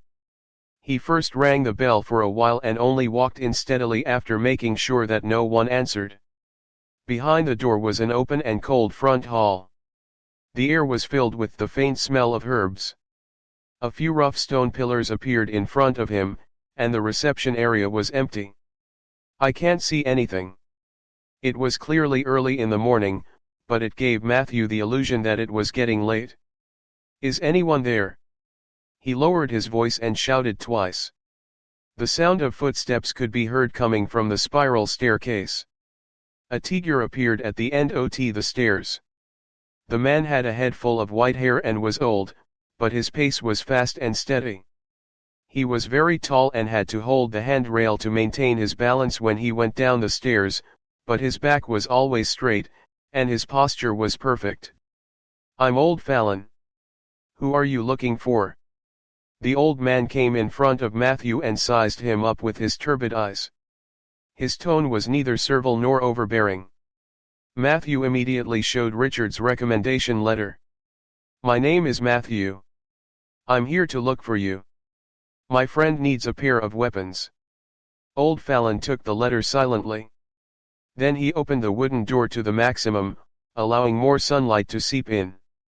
Then, he took out a monocle wrapped in layers of blue velvet from his shirt pocket and began to read carefully. "Mr. Matthew."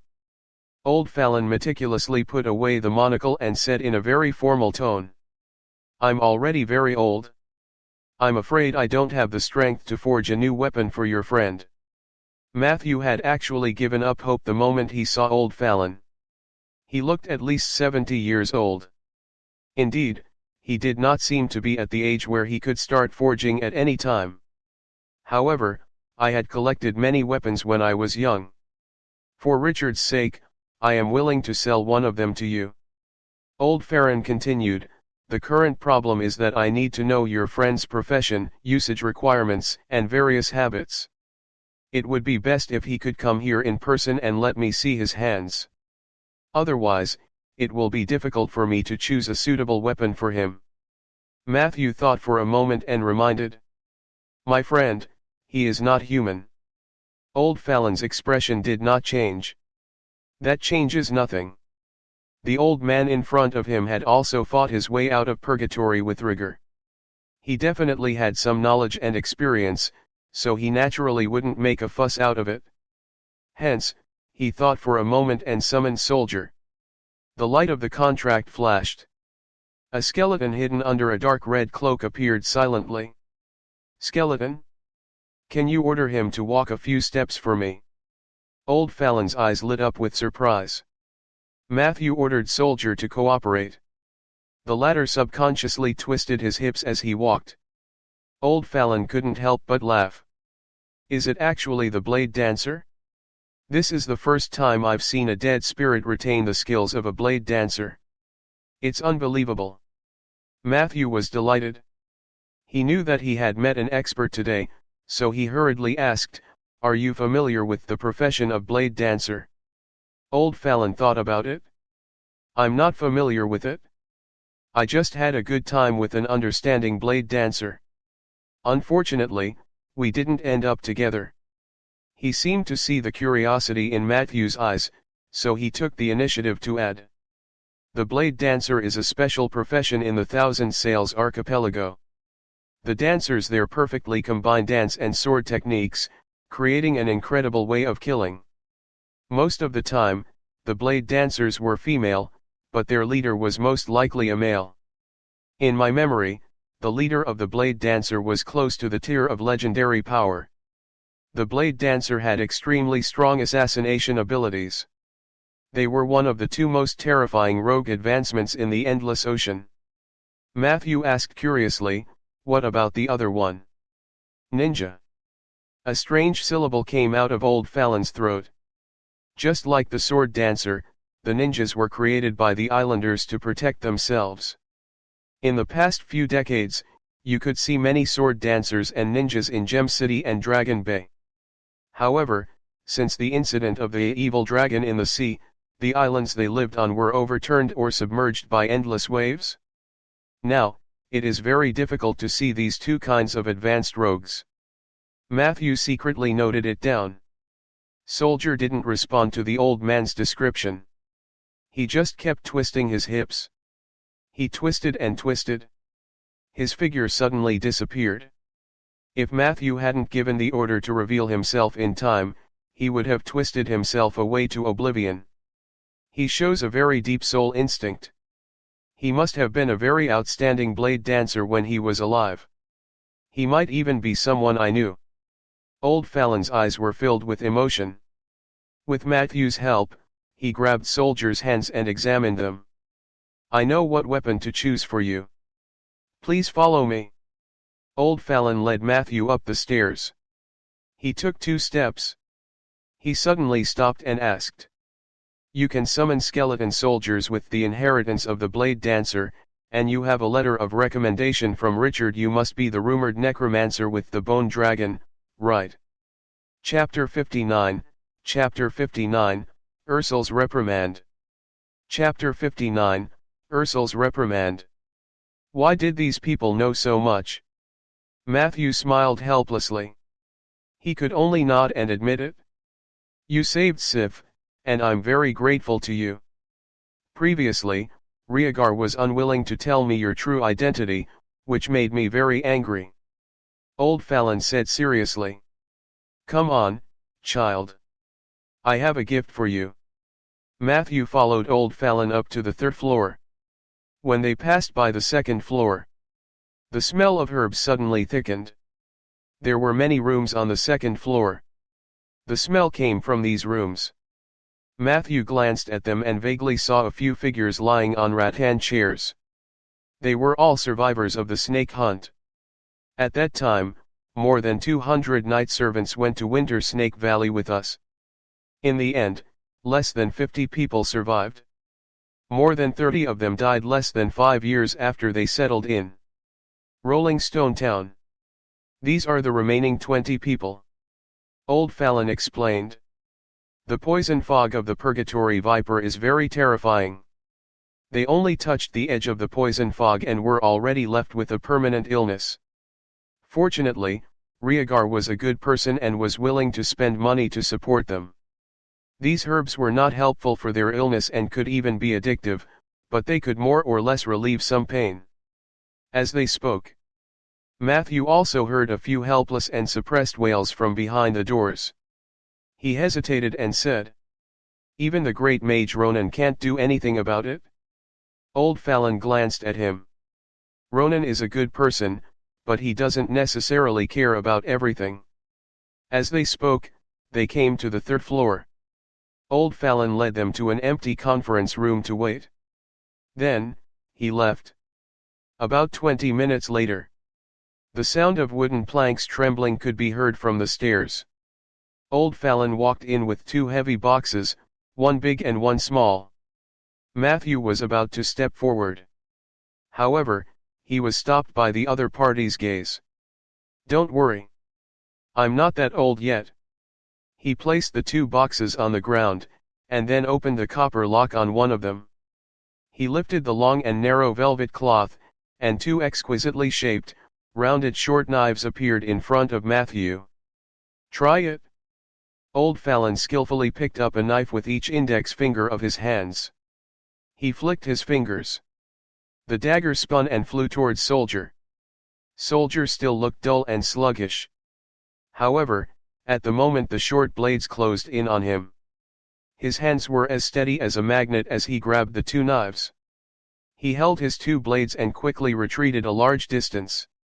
Then, he involuntarily danced in a very rhythmic dance. "Your summoned soldier likes the weapon you gave him very much. His loyalty to you has increased to 115. In gratitude for your gift, Soldier shared his ability, Step Back. Step back, through a tactical move, you can quickly pull back a distance to get rid of the opponent's entanglement." Good heavens, in love with the new weapon so soon. Matthew didn't know whether to laugh or cry. He hadn't even paid for the item, but Soldier had already shared his ability in advance. Was he forcing Matthew to get the two blades for him? It looks like he likes it very much. There was a hint of gratification in Old Fallon's tone. "This pair of daggers are called Firefly and Bright Moon. They were forged by a great grey dwarf craftsman. Its former owner was a highly skilled drow assassin, who was an impressive woman." Matthew looked at him thoughtfully. "Are you very familiar with her?" Old Fallon said calmly. "I can't say that we're familiar with each other. We just had some good times together. Unfortunately, we didn't end up together." Matthew felt that these words were extremely familiar. Old Farron continued. "Firefly and Bright Moon themselves don't have any particularly outstanding enchantment effects, but their quality and sharpness are excellent enough. In the hands of the right person, their lethality is not inferior to that of a semi-divine weapon. In terms of abilities, Firefly could increase the time of stealth and the speed of attack. Bright Moon, on the other hand, would provide a large amount of additional damage when an attack combo was in effect. In short, they are the best daggers in my hands. If it weren't for Richard's introduction and the fact that you saved Sif, I wouldn't sell them to you." Matthew suddenly had a toothache. Old Fallon had already said that he would sell and not gift the weapon to him. Then this pair of daggers would definitely not be cheap. When he asked about the price, this veteran, who had always maintained a meticulous temperament, revealed a rare hint of profiteering. 800 gold coins, no bargaining. Matthew shook his head gently. This price was too high, far beyond what he could afford. He had a budget of 200 gold. The difference between the two was 3 times. "You can also rent it?" Old Fallon suggested. "I know that the price is a little high, but a rogue's weapon is no cheaper than a mage's weapon. It's not easy to find such a weapon on the market, let alone in Rolling Stone Town. You might not even be able to find a weapon of the same quality in Gileo City or Bien City. If you want to rent it, you only need to pay 10 coins per month, but you need to pay the first 2 years' rent in advance. You can pay the rest slowly. I also need collateral like title deed or real estate." Matthew quietly pulled the pair of short knives from Soldier's hands. "I still need to think about it." He put the knife back into the box. "There's no hurry.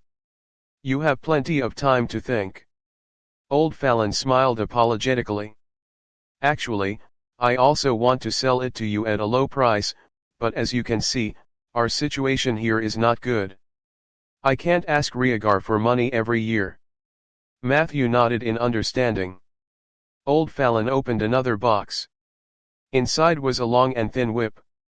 The old man said gently, "This is the gift I mentioned before.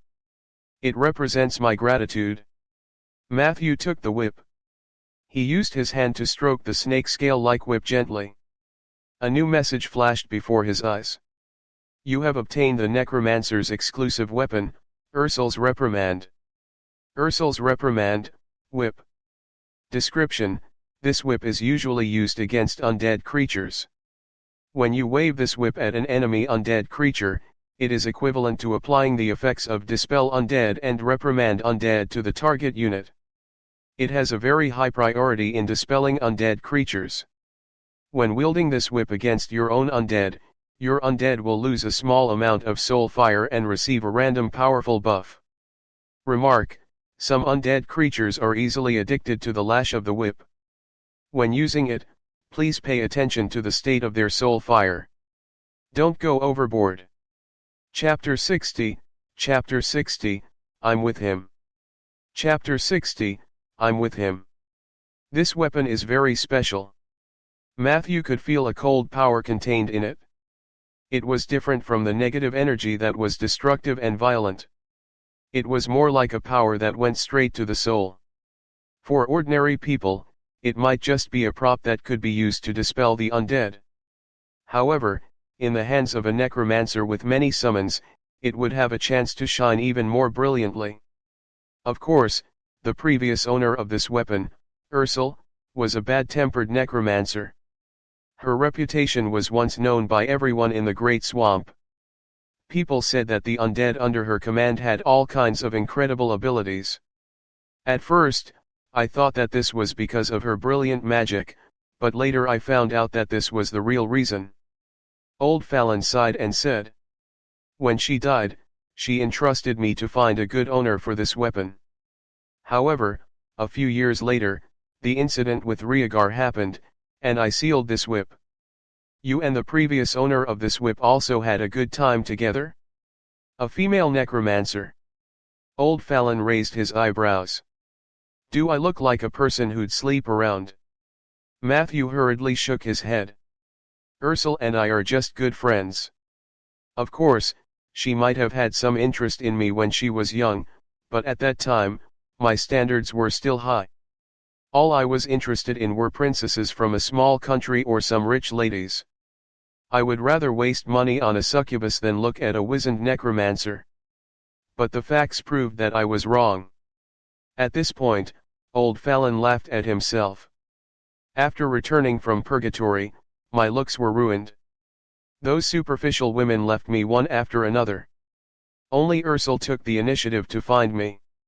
She spent a lot of effort to treat the wound on my face, and then one day, she left quietly." Matthew was puzzled. "What happened later?" "Later? There was no later. Child, when you were young, you believed that there would always be time and that those who missed out would always have a chance to meet again. However, in reality, most stories end up with regret." Old Fallon's eyes were filled with sorrow. "At that time, I was busy dealing with the wounded soldiers. Later on, I encountered the mining expansion in Rolling Stone Town. By the time I could finally free myself from my work, Ursul had already lost her mind due to an experimental error that caused the negative energy to corrode her brain. She was no longer herself. When I came to look for her, she couldn't even recognize me. I went to the swamp where she lived twice. The first time, she chased me out. The second time, she was a lot clearer in her mind. Before she died, she left everything else to the two apprentices, who were often beaten and scolded by her, except for this whip. At first, I thought she wanted to whip me. Later, I realized that this whip was a magical tool that she had spent her entire life creating. It contained all her understanding of the summoning of the undead. She probably thought that the two untalented apprentices were not enough to display its value, so she entrusted me to find a good home for it." Old Fallon said all this in one breath. His gaze lingered on the whip for a few seconds, then he looked away and said in a congratulatory tone, "Now, it's yours." Matthew took a deep breath and tightened his grip on the whip. I won't let it down. Old Fallon nodded. I believe you. Soldier, who was beside him, watched as Matthew put away Ursul's reprimand. The envy in his soul fire almost materialized and jumped out. Seeing this, Matthew could only sigh. As for the firefly and the bright moon, I think I can only choose to rent them.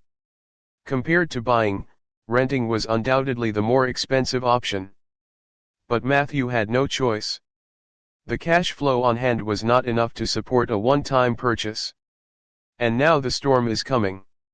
He really needed these two short knives to increase soldiers' combat strength. After weighing the pros and cons, he could only use the title deed that he had just obtained as collateral.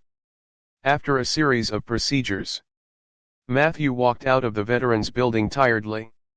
Soldier was wearing the dark night cloak, and his soul flames were flickering.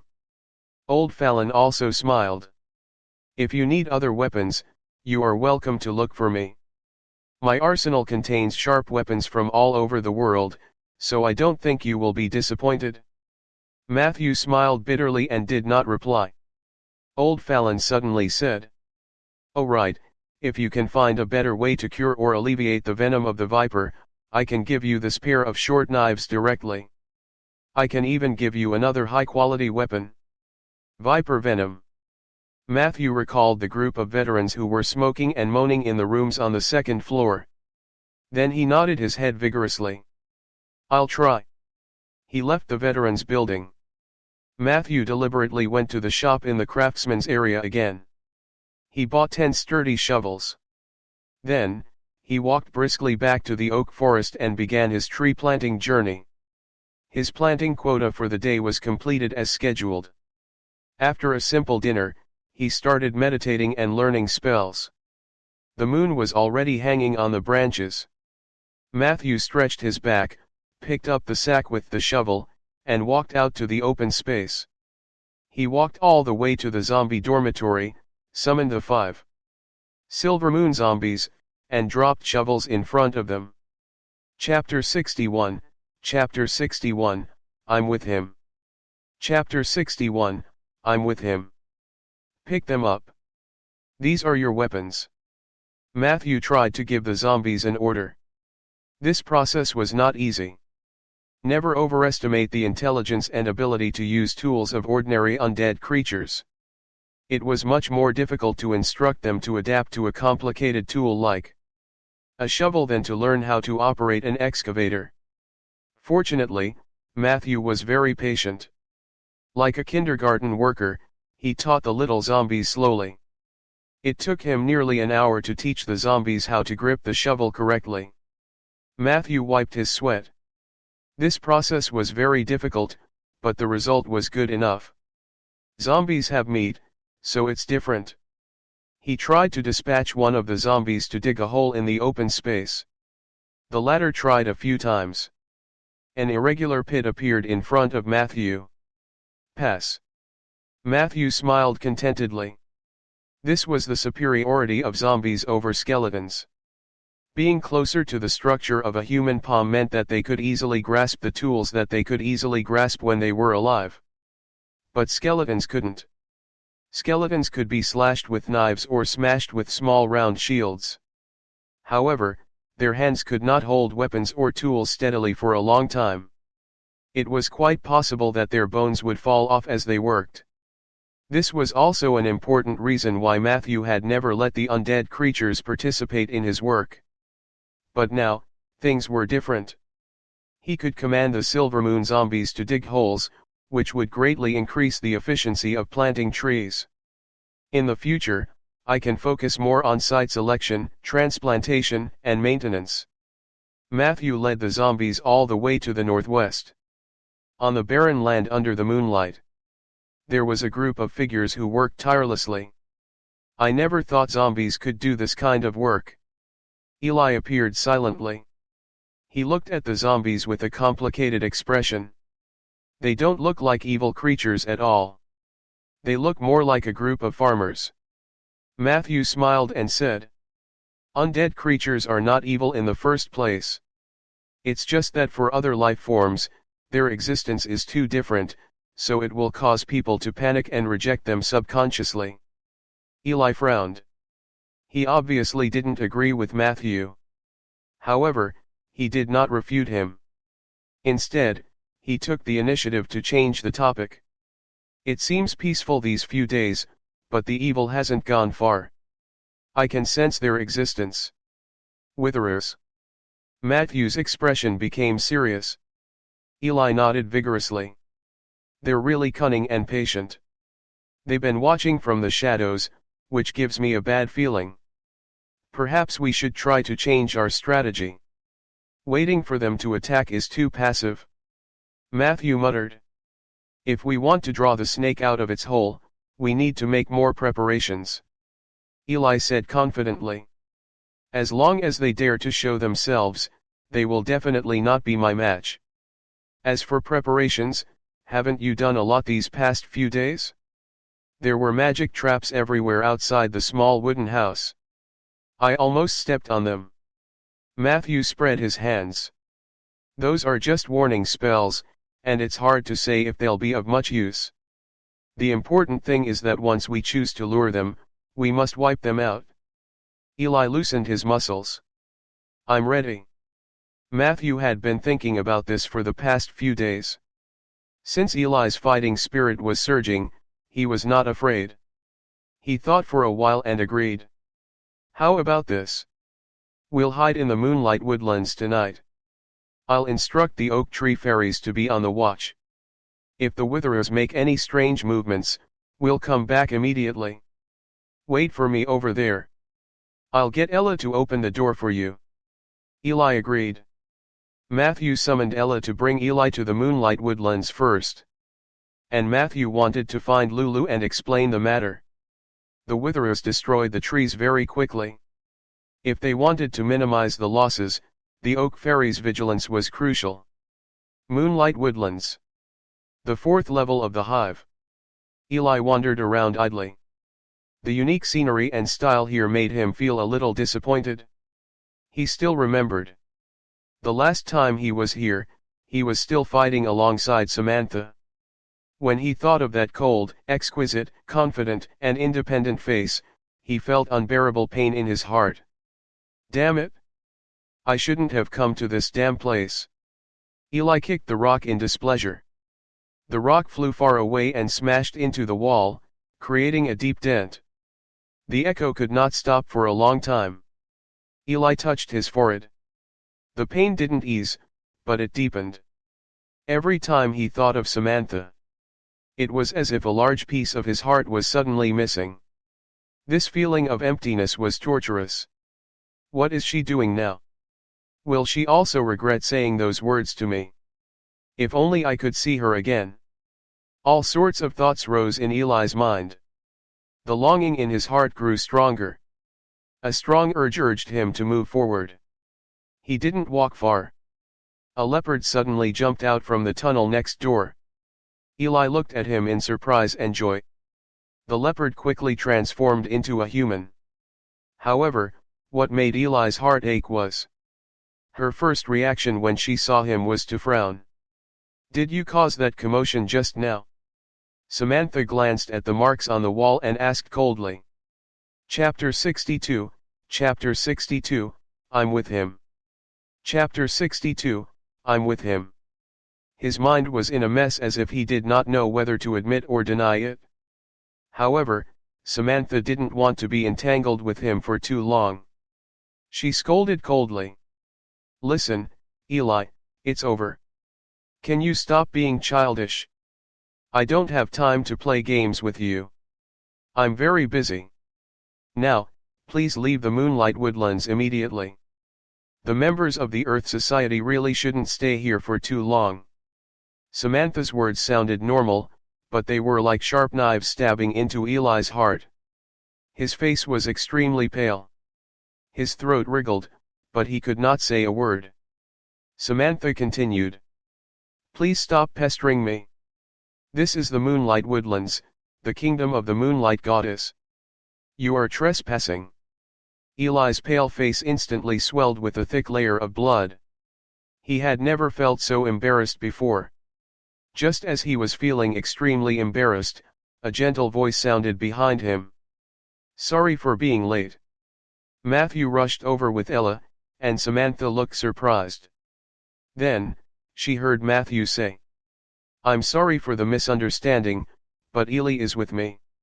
Hearing this, Eli was like a drowning man who had grabbed onto a life-saving straw. His voice suddenly became louder. "That's right. I'm with him." The embarrassment he felt just now disappeared in an instant, and Eli subconsciously puffed out his chest. Matthew walked over and patted Eli on the shoulder, then waved at Samantha. "In that case, we'll take our leave first." The two of them walked away with their arms around each other's shoulders. Samantha looked at the scene in a daze. The dull expression on her face could not calm down for a long time. It was not until Eli's back completely disappeared from sight. She suddenly had the illusion that something that originally belonged to her had been snatched away. The night was exceptionally long. In order to deal with any unexpected situations, Matthew and Eli did not go deep into the hive. Instead, they swept through the areas that had been roughly wiped out on the 5th floor. However, the Witherers' patience was better than they had imagined. Not only did they not gain anything by daybreak. It was the same for several nights. The Witherer didn't move. The oak forest was calm. Matthew could only announce that his plan to lure the snake out of the cave had failed. Eli then proposed a plan to actively track them. He wanted to use his tracking ability to find the Witherers and wipe them out in one fell swoop. Unfortunately, he was a shapeshifter who was more inclined to fight head-on rather than a wilderness master who was better at tracking. Every Witherer was a true master of anti-tracking. Matthew was afraid of being lured away, so he did not dare to act rashly. The Witherers became a thorn in Matthew's heart. To pull it out, Matthew went to look for Zeller to ask him for divination. However, Zeller said that he had divined too many times recently. He needed to slow down to ensure the accuracy. Matthew could only helplessly put this matter on hold. Fortunately, he was very patient. Just treat it as a breath-holding competition with them. Let's see who can have the last laugh. Just like that, a few days of seemingly peaceful but actually turbulent days passed. 3 nights later. Ding dong ding dong. Someone rang the bell. Before Matthew could get up to open the door, a gust of wind came out of the kitchen and headed straight for the front door. "Is Sif here? I remember that today is the day you and she agreed to make up for the missed lessons." Peggy asked happily as she opened the door. Matthew nodded helplessly. "Matthew, you'd better come over." Outside the door, Peggy's voice sounded a little grumpy. "I don't remember you having so many students who need extra lessons. The living room can barely fit so many people, but there's definitely not enough milk." Matthew looked up in confusion. A group of people filed in. Sif, who was walking at the front, was smiling. Following behind her was a tensed-up Rhaegar. Then there was the bearded Blake, the handsome Zeller, and Richard, who was holding a gentleman's cane. A surprised Samantha followed them in. She was holding a thick book bag in her hand. A group of people rushed in. The originally empty and spacious living room suddenly became lively and crowded. Chapter 63, Chapter 63, Calamity Mage. Chapter 63, Calamity Mage. As he had been living in a wooden house outside the city recently, and people would visit him from time to time, Matthew decided to set Mondays and Tuesdays as his rest days every week. He would return home to live in the next 2 days and deal with some matters related to him in the town. However, he did not expect this. The number of visitors on his first rest day had already exceeded 5. Fortunately, the living room was big enough. After the initial reception, Matthew went over one by one and asked why they were here. Sif was there for a class. The value of a super version of the magic bag was obviously not something that could be offset by a hasty history class. In fact, Matthew was already mentally prepared to give her a private lesson for half a year. Rhaegar's reason for being there was more interesting. Matthew guessed that the father and daughter had been arguing at home already. In the end, Rhaegar promised Sif to come to Matthew's place every Monday for tuition, but the condition was that he had to follow along. Matthew did not have any objections to this. After all, when it came to lectures, it didn't matter how many students there were. As long as Rhaegar didn't get in his way, there wouldn't be a problem. Among the other visitors, Blake had come to ask Matthew if he needed help with the guarding of the oak forest. He knew that Matthew had been staying in the oak forest recently, and he happened to receive an order to increase patrols, so he came to ask Matthew if he needed the help of the garrison. Zeller and Richard's visit was obviously related to the ritual of plunder that Matthew recalled. As for Samantha, she brought the information about the Sioux country as promised. In the living room, Matthew's brain spun rapidly. He was preparing to arrange the reception according to the priority of the matter. Sif stood up obediently. "Matthew, since you have so many guests, I'll go to the kitchen with Peggy first." She decided to drag the confused Rhaegar to the kitchen. But at this moment, Zeller, who had been smiling, said, "I took a look around outside. There's actually nothing particularly urgent for Matthew, right? I heard from Sif that she's here for your lessons. I've long been interested in Mr. Matthew's history class. If you don't mind, you can teach Sif first while we listen from the side. Isn't this a very novel experience?" It was unknown if it was due to his high charm. Zeller's words received unanimous approval from the others. "Yes, yes. I've long heard that Matthew's class is very popular, but I haven't had the chance to attend it." Blake scratched his beard, his face filled with interest. Richard elegantly put his cane aside. "Sure, I have no objections." Rhaegar was originally there to accompany the lecture, so he naturally wouldn't say anything. Samantha was the only one left. Matthew looked at her questioningly. The latter smiled sweetly. "My knowledge of history is almost zero. If you don't mind, I'd like to sit down and listen too." Thus, the slightly disturbed living room quickly quieted down. Everyone looked at Matthew curiously. Matthew wasn't afraid. He treated the living room as a school and the adults in front of him as children. He took out the thick history book that he had prepared for Sif. Just as he was about to open the book and begin his lecture, a faint voice came from the kitchen. "Matthew, remember to make it exciting. The first lesson can be free, but the lessons after this will not be free."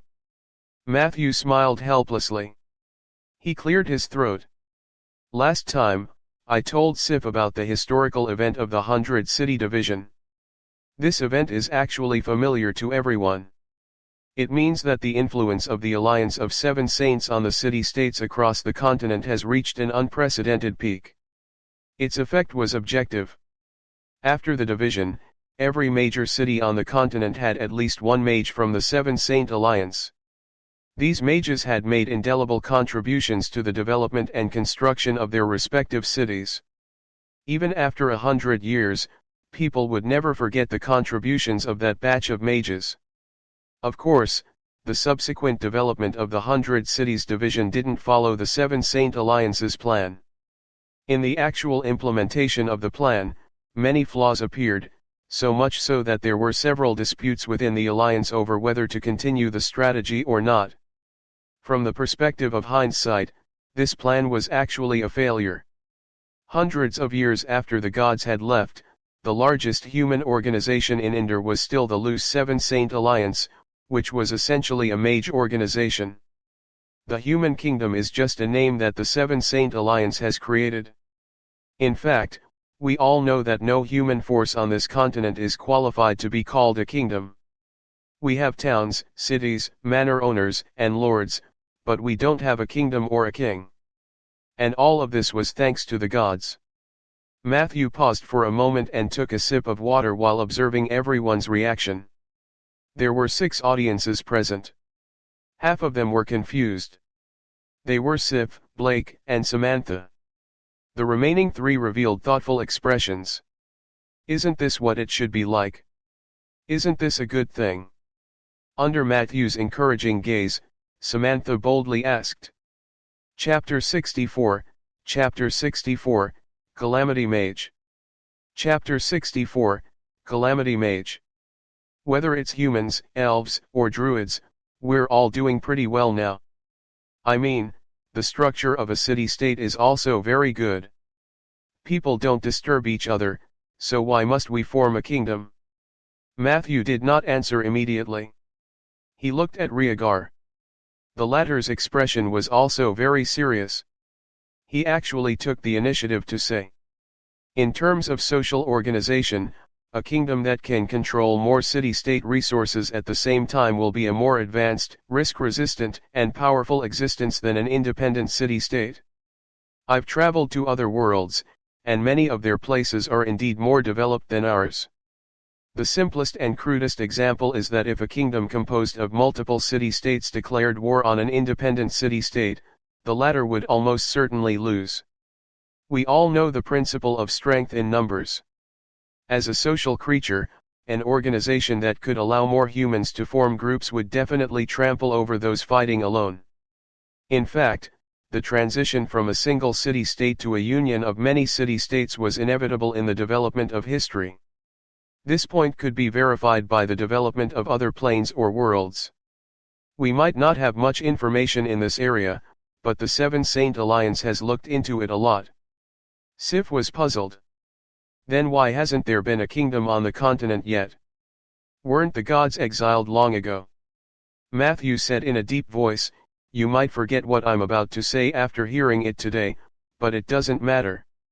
Forgetting doesn't mean that the truth doesn't exist.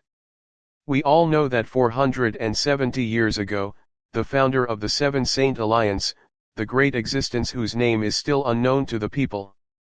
We usually respectfully address her as the first and only calamity mage in human history.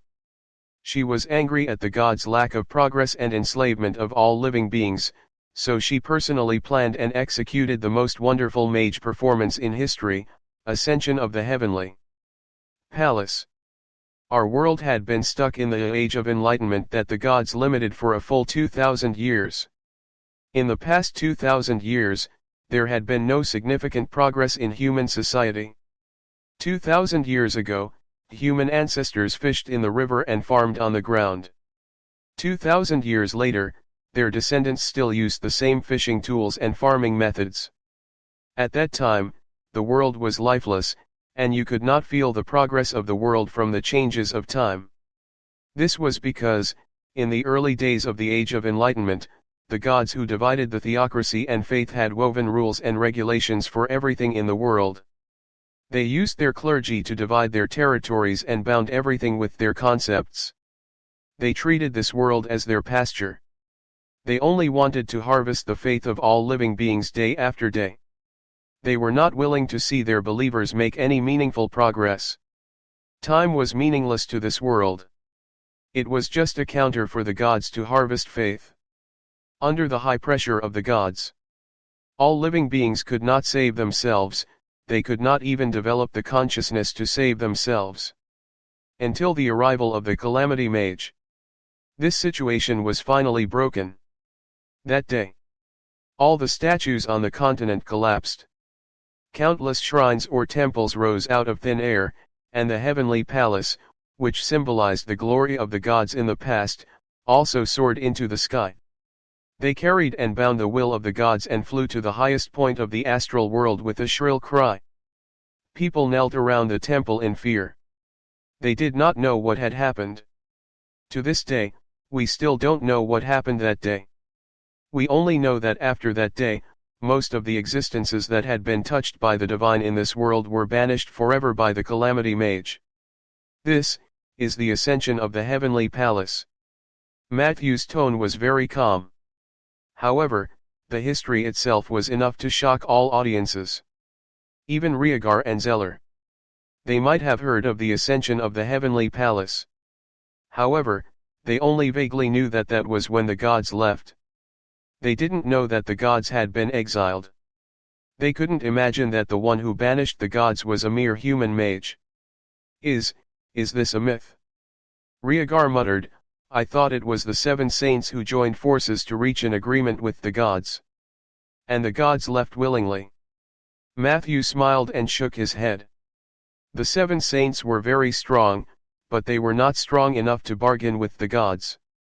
In history, they were all disciples of the Calamity Mage. After the gods left, our world finally began to change. Farmers invented farming tools and discovered crops with higher yields. Fishing boats floated on the seas and rivers. We had fishing nets, harpoons, and all kinds of new fishing gear. Tailors found better materials than cotton, linen, and animal skins. The craftsmen improved the craftsmanship and production process.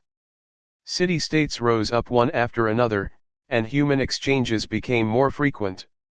According to normal development, we should have welcomed the first true human kingdom long ago. However, the gods who were far away were still unwilling to be left out. After the Calamity Mages left, they imposed 3 curses on the land in an attempt to delay the changes of the world and ensure that the divine concepts they defined continued to exist. Hearing this, everyone's expression was solemn. They were all shocked by this mysterious and bold narration, and at the same time, they were extremely curious about the curse of the gods that Matthew mentioned. He took a sip of water and continued. Chapter 65, Chapter 65, Calamity Mage. Chapter 65, Calamity Mage. I only know 2 of the 3 curses. The last one was not even introduced in the book that great mage Ronan gave me. The 2 curses that I know of are known as the Intelligence Lock and the Civilization Lock.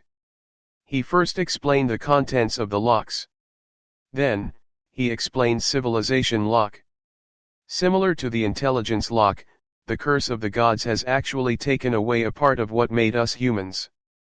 The Intelligence Lock takes away the memory ability of history and knowledge of all humans with intelligence below 15 points, while the Civilization Lock blocks the possibility of the evolution of human civilization. Matthew looked at Rhaegar. Mr. Rhaegar, you are the lord of Rolling Stone Town. You have a large territory, including 16 villages in the north and south and 2 trading posts. But have you ever thought of expanding the scale of Rolling Stone Town? Have you ever thought of annexing the surrounding cities? Don't you want more power? Rhaegar frowned and thought for a while, then shook his head hard. My rationality tells me that what you said is not a bad idea, but for some reason, I'm not interested in the concept of expanding my domain. Is this the function of the Civilization Lock? If you were the only one who despised expanding territory, then it might be a coincidence. However, almost all the city lords have no ambition to annex the territory around them. This is clearly the power of the curse. Samantha suddenly said. But isn't it a good thing that there's no war? At least there wouldn't be so many people who would be displaced and separated from each other. Matthew replied seriously. That is true from an individual point of view, but objective laws cannot be ignored. If our civilization remains stagnant, we may one day die suddenly, perhaps due to an accident or an invasion from an enemy. This is not an exaggeration, but these are words left behind by the Calamity Mage within the Alliance. I believe that she came from beyond the heavens, so she must have witnessed the rise and fall of some civilizations. The reason why she made the decision to exile the gods was probably not because of anger, but something else. Although her thinking was old-fashioned, she was quite smart. She instantly understood Matthew's meaning. Are you saying that our world might be invaded by foreign enemies in the future? In the face of such an enemy, we could only survive by having all the races form a kingdom. Matthew blinked. It is indeed possible. The Seven Saint Alliance has made many guesses about this, but they are all just guesses at the moment. After all, the existence of purgatory and abyss has been proven. If demons or devils invade our world one day, it will be difficult for us to survive on our own strength without the protection of the gods. All in all, The era of the gods was long gone. Even if there were curses left behind, their power would become weaker and weaker. According to Master Ronan's prediction, our world is on the eve of rapid changes. In the next second, this world might undergo earth-shattering changes. I think we're lucky to be born in this era. At the very least, compared to our ancestors, we will have the opportunity to use our own strength to change the world, or even to redefine some new concepts. Samantha looked at Matthew thoughtfully. Like nature. Matthew smiled and closed his book.